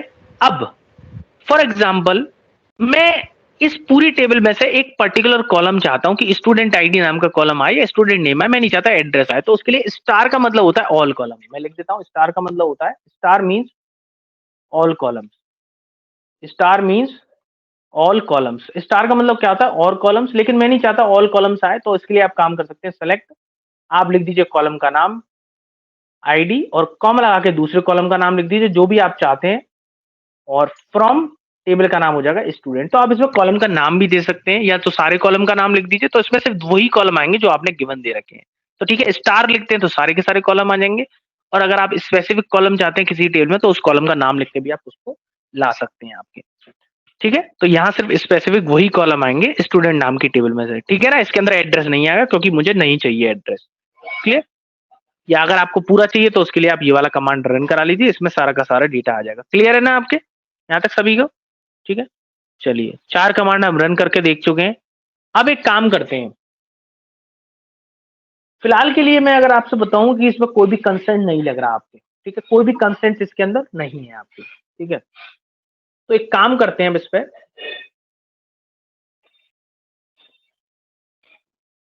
क्या करते हैं, काम करते हैं इस पे। चलो, तो यहां तक समझ में आई कहानी इसकी। सेलेक्ट कैसे यूज करते हैं, इंसर्ट कैसे यूज करते हैं, ठीक है, कैसे टेबल को बनाते हैं, ठीक है। अब नीचे की तरफ चलता हूँ तो सबसे पहले मैं आपको एक छोटी-सी और इसमें चीज़ बताता हूँ नई, अभी मैं कंस्ट्रेंट लगा के दिखाऊँगा इसमें। अब मैं बताता हूँ आपके एसक्यूएल में डेटा टाइप्स क्या होते हैं। एसक्यूएल में डेटा टाइप्स क्या होते हैं? तो एसक्यूएल के अंदर कई सारे डेटा टाइप्स होते हैं, जैसे वो है न्यूमेरिक डेटा टाइप। न्यूमेरिक का मतलब है फॉर एग्जांपल आप इसमें टाइनी इंट यूज़ कर सकते हैं, स्मॉल इंट यूज़ कर सकते हैं, मीडियम इंट यूज़ कर सकते हैं, इंट यूज़ कर सकते हैं। फॉर एग्जांपल जैसे आपको पता है उस कॉलम में वैल्यूज़ आपकी 127 से लेके -128 के बीच में है। मतलब कि आप जानते हैं कि उसमें वैल्यूज़ जो आएँगी किसी की जैसे आईडी है, आईडी आप जानते हो कि 120 से ऊपर नहीं जाएगी किसी की आईडी। तो आप उसके लिए टाइनी इंट यूज़ कर सकते हैं। टाइनी इंट क्या करेगा -128 से लेके 127 तक वैल्यू स्टोर कर सकता है। अगर आप पॉजिटिव करना चाहते हैं तो उसमें अनसाइन्ड लगा दीजिएगा। अनसाइन्ड का मतलब होता है सिर्फ पॉजिटिव वैल्यू अलाउ करेगा 0 से लेके 255 तक।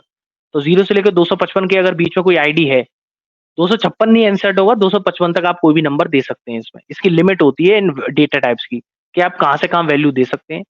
स्मॉल इंट की लिमिट थोड़ी ज़्यादा हो जाएगी। अनसाइन्ड का मतलब है सिर्फ पॉजिटिव वैल्यू एंटर कर सकते हैं, नेगेटिव नहीं कर सकते। मीडियम की और ज़्यादा हो जाएगी, इंट की तो और ज़्यादा हो जाएगी। मैंने कौन-सा यूज़ कर रखा है? इंट वाला। बिग इंट की और ज़्यादा हो गई, करोड़ की फॉर्म में कर सकते हैं और फ्लोट में आप डेसिमल नंबर को स्टोर कर सकते हैं। फ्लोट और डबल में डेसिमल को स्टोर कर सकते हैं। फ्लोट, डबल, डेसिमल कि मतलब फॉर एग्जांपल किसी की सैलरी फ्लोट में आ रही है, डेसिमल फ्रैक्शनल में आ रही है, तो उसके लिए आप इन डेटा टाइप का यूज़ कर सकते हैं। इंटीजर में बहुत सारी होती है, tiny int, small int, medium int, big int. Depend करेगा आपका नंबर कितना बड़ा है। डेट टाइम के लिए आप यूज़ कर सकते हैं डेट का, टाइम का इसके अंदर कुछ डेटा टाइप होते हैं, जैसे आप डेट ऑफ बर्थ वगैरह स्टोर करा रहे हैं तो डेट टाइम का स्टोर कर सकते हैं। लेकिन डेट जो उसमें फॉलो होती है वो YYY, MMDD के फॉर्मेट में फॉलो होती है। अभी बताऊँगा मैं कैसे एक डेट वाला कॉलम भी बनाएँगे हम, उसको डेटा टाइप यूज़ करेंगे। स्ट्रिंग के लिए, स्ट्रिंग का मतलब है अगर आपका कोई टेक्स्ट है, the string data type is used to hold plain text and binary data. तो अगर आपके पास कोई टेक्स्ट है या फाइल है, कोई इमेज है, तो उसको आप स्ट्रिंग डेटा टाइप में लिख सकते हैं, जैसे वेरचर बताया था मैंने वेरचर। वेरचर की लिमिट होती है 255 तक, कि 255 तक का नाम कोई भी आप स्टोर करा सकते हैं। इसमें साइज़ दे देंगे इसमें 255, कम भी दे सकते हैं। टाइनी टेक्स्ट की भी 255 होती है। टेक्स्ट की होती है 65,000, मतलब 65,000 तक कैरेक्टर तक का डेटा इसमें स्टोर कर सकता है। मीडियम टेक्स्ट की तो बहुत ज्यादा होती है, 16,000 कुछ करीबन होती है। और लॉन्ग टेक्स्ट की तो और ज्यादा होती है, 4 GB तक का कुछ भी डेटा इसमें स्टोर करा सकते हैं किसी भी कॉलम में। ठीक है, तो इसमें आप डेटा टाइप यूज कर सकते हैं बहुत सारे।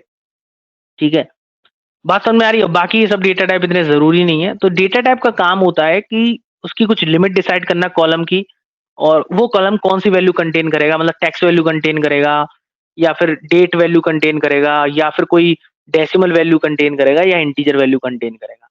क्लियर है यहाँ तक? तो रेंज देख के आप अपने अकॉर्डिंग कोई भी डेटा अभी यूज कर, फॉर एग्जाम्पल आपको मोबाइल नंबर स्टोर कराना है, और मोबाइल नंबर के लिए आप स्मॉल इंट तो यूज नहीं करोगे, क्योंकि मोबाइल नंबर तो 10 डिजिट का होता है। उसके अंदर आप यूज कर लेना टाइनी इंट या बिग इंट को, क्योंकि इसमें लिमिट बहुत हो जाएगी, करोड़ की फॉर्म में आ जाएगा। ठीक है, देखो इतना बड़ा नंबर आप स्टोर करा सकते हो किसमें? बिग इंट में। तो बिग इंट की बहुत ज्यादा लिमिट होती है कि नहीं होती है लिमिट? तो इस तरीके से आप डेटा टाइप का यूज कर सकते हो आपके। क्लियर है ना यहाँ तक डेटा टाइप का यूज क्या होता है? ठीक है, तो ये डेटा टाइप का आप यूज कर सकते हो आपके। ठीक है, क्लियर? चलिए अब एक काम करते हैं, ऊपर की तरफ चलते हैं, और ऊपर की तरफ चलते हैं, इस कमांड को वर्क करें। तो सेलेक्ट कमांड हमने वर्क कर लिया, इंसर्ट कर लिया, क्रिएट कर चुके हैं आपके। अब एक काम करते हैं, हम एक नई टेबल बनाते हैं जिसके अंदर हम कंस्टेंट्स को लगाते हैं। क्या लगाते हैं? कंस्टेंट्स को। बताइए कंस्टेंट्स कैसे लगेंगे? तो कंस्टेंट्स के दो तरीके होते हैं आपके लगाने के। कंस्टेंट्स के क्या होते हैं? दो तरीके होते हैं। फॉर एग्जांपल मैं किसी टेबल पे कंस्टेंट्स लगाना चाहता हूँ, ये वाला प्राइमरी की लगाना चाहता हूँ, फॉरेन की लगाना चाहता हूँ, नॉट नल, यूनिक। इसको आप दो तरीके से लगा सकते हैं। जब आप टेबल बना रहे हैं तब लगा सकते हैं, या टेबल बनाने के बाद भी लगा सकते हैं। बात समझ में आ रही है आपके? तो कंस्टेंट्स दो जगह पे लगाया जा सकता है, at the time of creating a table और आफ्टर क्रिएटिंग अ टेबल। या तो आप टेबल बनाते समय लगा सकते हैं, या टेबल बनने के बाद भी आप इसको लगा सकते हैं कंस्टेंट्स को। तो चलिए एक कंस्टेंट्स लगा के देखते हैं। तो एक काम करता हूँ, टेबल बनाता हूँ दूसरी, तो टेबल बनाते हैं दूसरी, क्रिएट टेबल। समझ में आ रहा है ना भाई? क्रिएट टेबल, और एक टेबल बनाता हूँ मैं एम्प्लॉय नाम की। ठीक है, और उसके अंदर मैं कॉलम रखता हूँ, पहला कॉलम रखता हूँ एम्प्लॉय आईडी। और एम्प्लॉय आईडी बताओ क्या लूँ? टाइनी इंट ले लूँ? टाइनी इंट ले लेता हूँ डेटा टाइप, और उसका ले लेता हूँ अनसाइंड।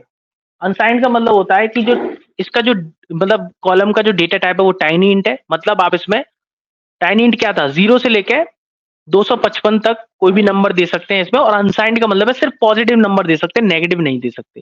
ठीक है, और अनसाइंड हटा देंगे तो -128 से लेके 127 तक का नंबर दे सकते हैं। और ये चीज देख लेना, आपको यहाँ मिल जाएगी, ये रही, देखो ये रही टाइनी इंट में। टाइनी इंट का मतलब होता है कि -128 से 127 के बीच में कोई भी नंबर दे सकते हैं, और अगर अनसाइंड लिख देंगे तो 0 से लेके 255 कोई भी नंबर आप दे सकते हैं, ठीक है। तो मैं इसमें देता हूँ अनसाइंड, ये लिमिट हो गई इसकी, इसके ऊपर नहीं दे सकते नंबर, कॉमा।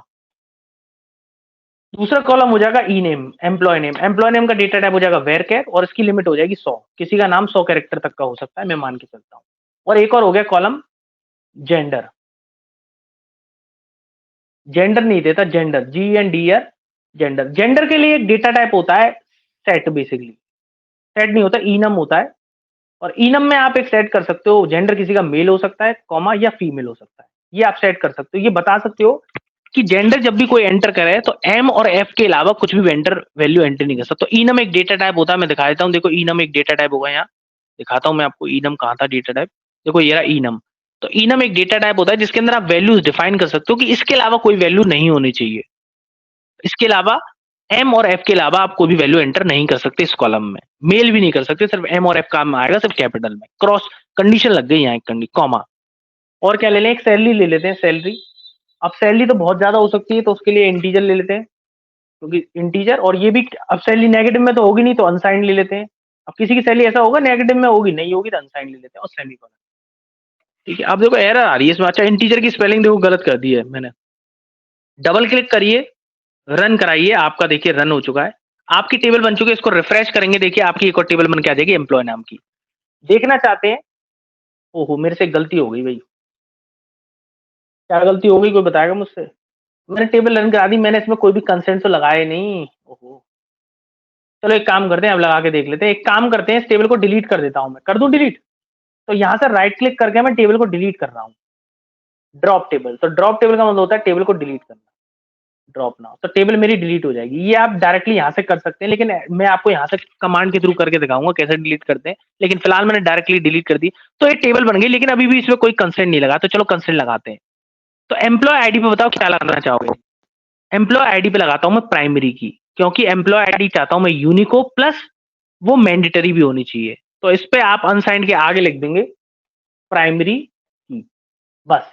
तो अब इस पे क्या लग गया, इसका डेटा टाइप होगा टाइनी इंट। अनसाइंड का मतलब पॉजिटिव वैल्यूज देगा 0 से लेकर 255 तक। और प्राइमरी का मतलब है इस कॉलम में सारी वैल्यूज यूनिक होंगी, plus not null. Not null का मतलब है ये कॉलम मैंडेटरी है फिल करना, जब आप इंसर्ट करोगे ना तो ये मैंडेटरी कॉलम बन गया है।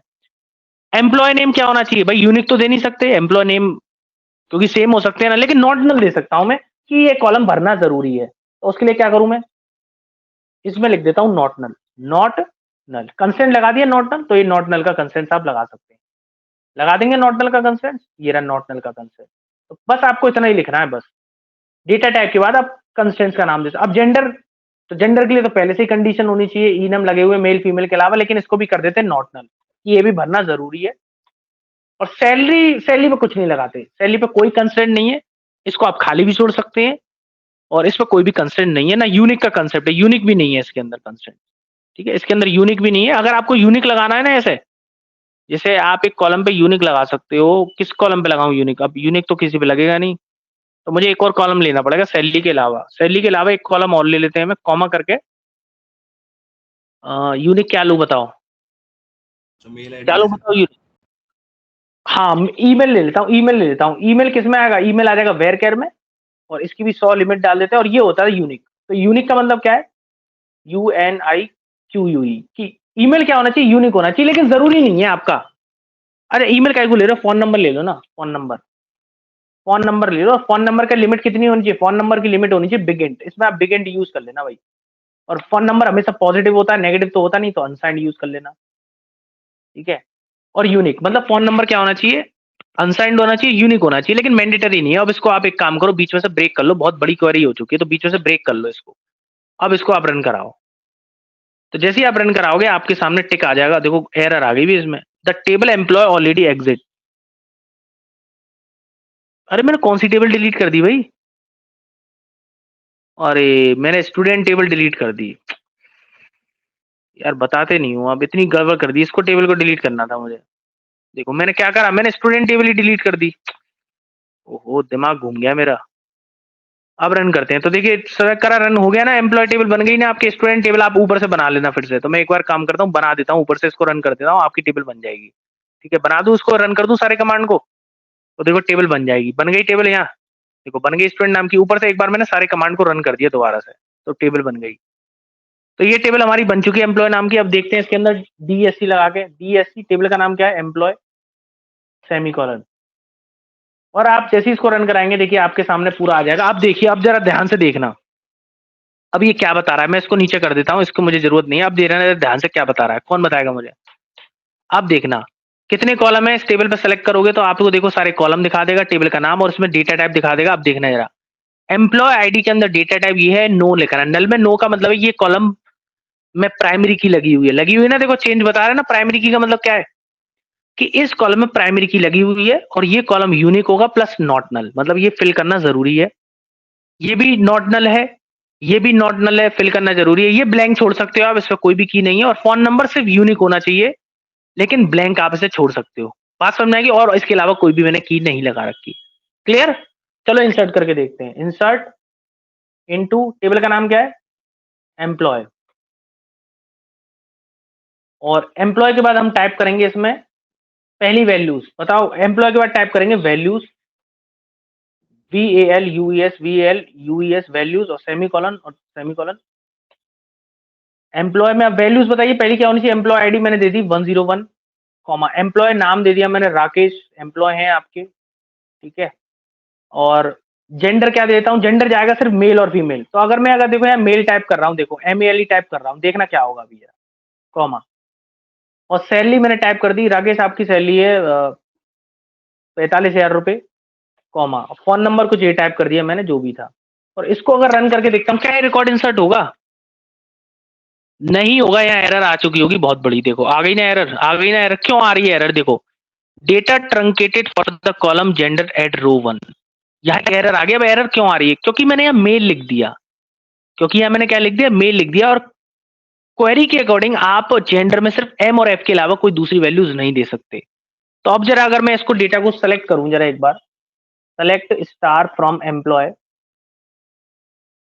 तो अगर मैं डेटा को सेलेक्ट करूं और ये दिखाऊं कि इसके अंदर कुछ आया कि नहीं आया, तो देखो कुछ नहीं आया ना। आपके ब्लैंक ब्लैंक आ रहा है कि नहीं आ रहा? क्यों? क्योंकि ये रिकॉर्ड इंसर्ट ही नहीं हुआ। इंसर्ट क्यों नहीं हुआ? क्योंकि मैंने मेल की जगह M की जगह मेल लिख दिया था। तो इसको मैं M कर दूं कैपिटल में, तो हो जाएगा कि नहीं हो जाएगा इंसर्ट? अब हो जाएगा इंसर्ट। अब करके दिखाऊं, देखो इंसर्ट हो जाएगा। अब डन, आ गया टिक मार्क। और अब इसको आप देखोगे तो आपके सामने आपका डेटा इंसर्ट हो जाएगा। आ गया कि नहीं हो गया इंसर्ट? 101 राकेश M जेंडर ये। अब एक काम करते हैं, फिर से 101 वाला इंसर्ट करके देखते हैं। करके देखें इंसर्ट 101 वाला। तो इसी को कॉपी करता हूं मैं, इसको करता हूं पेस्ट।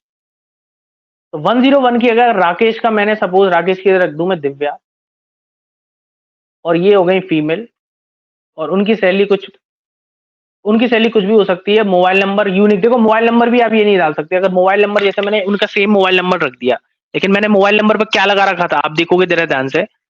तो मोबाइल नंबर पे मैंने यूनिक की लगा रखी है और एम्प्लॉय आईडी पे प्राइमरी की। तो प्राइमरी की क्या होनी चाहिए कि आप इसमें 101 नाम का रिकॉर्ड इंसर्ट नहीं कर सकते। अब क्यों नहीं कर सकते 101 नाम का रिकॉर्ड? क्योंकि पहले से इंसर्ट है इसमें। तो अगर मैं इस क्वेरी को रन कराऊंगा, क्या रन करेगी क्वेरी? ये नहीं करेगी। देखो एरर आ गई है, डुप्लीकेट एंट्री 101 फॉर की एम्प्लॉय प्राइमरी। तो क्या करा? आप डुप्लीकेट एंट्री कर रहे हो 101, क्योंकि 101 पहले से ही उसमें स्टोर है। दिखाता हूं मैं आपके, देखो स्टोर है कि नहीं है आपके, है ना स्टोर 101। तो ये बेनिफिट होता है प्राइमरी की। जब मैंने आपके टेबल बनाई थी तो उस पर प्राइमरी की लगा दी थी उस कॉलम पे। तो अब ये होता है कंस्ट्रेंट। समझ में आ रहा है ना क्या पढ़ रहे थे हम थॉर्टिकल में? कंस्ट्रेंट्स क्यों पढ़ रहे थे इनको? तो सिक्योरिटी लग गई इस कॉलम पे कि इस कॉलम में वैल्यूज इनपुट करना जरूरी है और ये कॉलम में यूनिक होनी चाहिए। तो 101 इंसर्ट किया, देखो इसने तुरंत बता दिया कि डुप्लीकेट एंट्री। अगर मैं 102 कर दूं तो क्या इंसर्ट हो जाएगा डेटा? अब भी इंसर्ट नहीं होगा। क्यों नहीं इंसर्ट होगा? अगर मैं इसको इंसर्ट करता हूं तो अब भी इंसर्ट नहीं हो रहा। क्यों नहीं हो रहा? क्योंकि डुप्लीकेट एंट्री देखो इस पे लगी हुई है। तो डुप्लीकेट एंट्री किस पे लगी हुई है? Mobile number. क्योंकि मोबाइल नंबर क्या होना चाहिए? यूनिक होना चाहिए, जबकि पहले से इसमें ऑलरेडी एंटर्ड है मोबाइल नंबर, राइट। तो मोबाइल नंबर भी आप इसमें याला नहीं दे सकते, उसके लिए मुझे कोई दूसरा मोबाइल नंबर देना पड़ेगा। बात समझ में आ गई? अब इंसर्ट हो जाएगा आपका डेटा। ये हो गया इंसर्ट। तो अब देखिए आपके अब डेटा आ गया। क्लियर? क्यों डेटा आ गया? क्योंकि एम्प्लॉय आईडी आपकी यूनिक होनी चाहिए और मोबाइल नंबर आपका यूनिक होना चाहिए। क्लियर? लेकिन मोबाइल नंबर अगर नहीं भी देता ना तब भी काम चल जाता आपके। ठीक है? क्लियर है? बात समझ में आ रही है? और मेल फेल में M और F के अलावा कोई वैल्यू नहीं दे सकते। तो इसी को हम कहते हैं कंस्टेंट्स। क्या कहते हैं? कंस्टेंट्स। किसी कॉलम पे सिक्योरिटी लगाना। तो नॉट नल बता दिया, यूनिक बता दिया, प्राइमरी की बता दिया मैंने। अब फॉरेन की, चेक और डिफॉल्ट बताऊंगा बाद में मैं। बात समझ में आ गई? कंस्ट्रेंट्स कैसे यूज करते हैं? तो जब टेबल बन जाती है at the time of creating a table आप कंस्ट्रेंट्स लगा सकते हो, जैसे मैंने बताया और डेटा टाइप मैंने बता दिए। अब आप इसमें रिकॉर्ड इंसर्ट करते चले जाओ। अगर कंस्ट्रेंट्स को फॉलो कर रहे होंगे रूल तो इंसर्ट कर लेंगे, और कहीं डुप्लीकेसी आ रही होगी या नॉट नल आ रहा होगा तो उस जगह आ जाएगी एरर। क्या आ जाएगी? एरर। क्या आ जाएगी? एरर। बात समझ में आ रही है यहाँ तक? ठीक है। यस सर दिव्या, राकेश, हाँ पूछिए।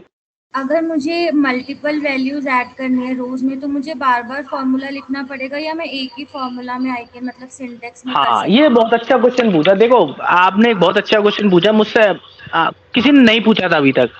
तो मैं आपके लिए बता रहा हूँ कि अगर आपको ऐसे मल्टीपल रो इंसर्ट करनी है तो आप इसको कॉपी करो, और उसके बाद अब एक काम करो, इसमें कॉमा लगा के फिर से आप इसको ब्रैकेट में आप फिर से लिख सकते हो, फिर से कॉमा लगा के इस तरीके से आप इंसर्ट कर सकते हो। इसमें बीच में लिख दो 103, ठीक है, कॉमा। जैसे अगर आप एक से ज्यादा वैल्यू इंसर्ट करना चाहते हो ऐसे आप इंसर्ट कर सकते हो। जैसे मैं करके दिखा देता हूँ, मैं 2 वैल्यू इंसर्ट करके दिखाता हूँ। तो मैं एक काम करता हूँ, इधर हटा देता हूँ इनको, और एक ये हो गई, और एक इस जगह मैं करना चाहता हूँ 103, और अब दिव्या की जगह मैं करना चाहता हूँ दीपक, और ये हो गया आपका मेल।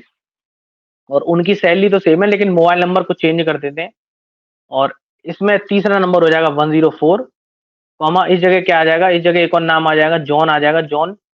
और उनका सैलरी हो जाएगी कुछ इतनी, और उसके बाद कॉमा करके, मतलब सैलरी 355 है, नहीं बहुत कम हो गई सैलरी, ठीक है। और उसके बाद कॉमा लगा के मोबाइल नंबर आ जाएगा ये। अब ये इंसर्ट हो जाएगा, इस तरीके से आप इंसर्ट कर सकते हो। अब देखिए इंसर्ट कर देते हैं, इंसर्ट हो गया, सेलेक्ट करिए और आपका आंसर आ जाएगा यहाँ। 4 रिकॉर्ड ये इंसर्ट क्यों नहीं हुआ भाई? कहाँ गलती हो गई मेरे से? सर उसमें मेल ओह नहीं लिख रहा है इसलिए। अच्छा, मेल नहीं लिखा मैंने। एक एक देखो, एक चीज ब्लैंक भूल गया ना, बीच में लिखना भूल गया मैं, क्योंकि मुझे 5 वैल्यू सप्लाई करनी थी तो इसलिए मेल लिखना पड़ेगा इस जगह, ठीक है, और कॉमा। तो तीसरी पोजीशन पे है ना मेल, आप सही हो जाएगा ये रिकॉर्ड। हो गया रिकॉर्ड इंसर्ट। और अब देखते हैं रिकॉर्ड, हाँ इंसर्ट हो चुका है रिकॉर्ड। क्लियर है ना आपके? और सब में देखो एम्प्लॉय आईडी यूनिक है, मेल फीमेल ही आएगा, जेंडर आ गया, फोन नंबर यूनिक है, और जहां कंस्टेंट आपने लगा रखा है उसको फॉलो करेगा। और कंस्टेंट देखने के लिए आप इस पर क्लिक भी कर सकते हैं, तो कोई दिखा भी रखा होगा यहाँ।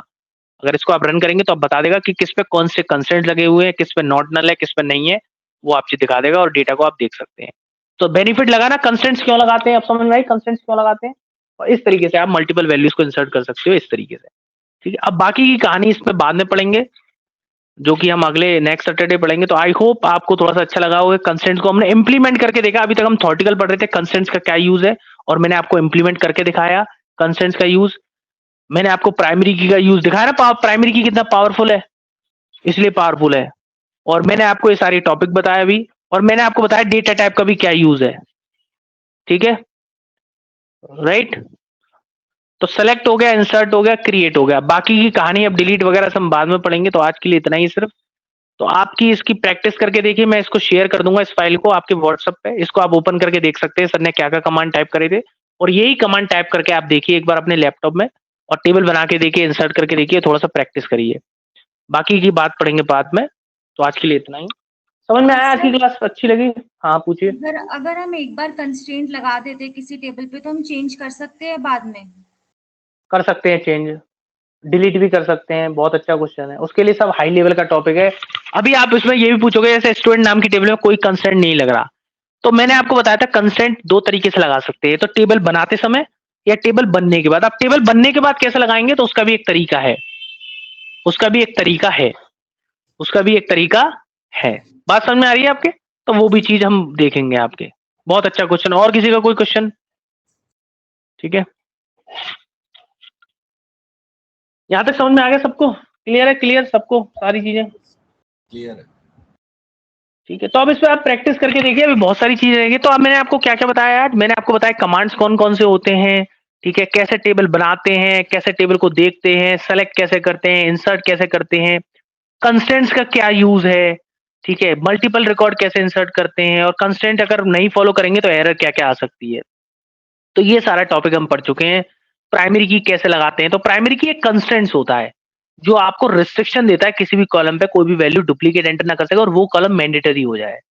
वरना तो हमारा काम इससे चल रहा था कि नहीं चल रहा था, डुप्लीकेट से। तो गलत था ना, स्टूडेंट में डेटा डुप्लीकेट था। देखो दिखाता हूं मैं, स्टूडेंट में डेटा डुप्लीकेट था, देखो था ना डेटा इसमें डुप्लीकेट, तो ये तो गलत हो गया ना। फिर यूनिकली कैसे साबित करोगे? 10 नाम के 2 स्टूडेंट हो गए तो गलत हो गया ना। तो इसलिए हम लगाते हैं कंस्टेंट्स। क्लियर? चलिए आज की क्लास इतनी रखते हैं, बाकी की बात करेंगे ऑन सैटरडे। तो बस इतना ही आज की क्लास में। I will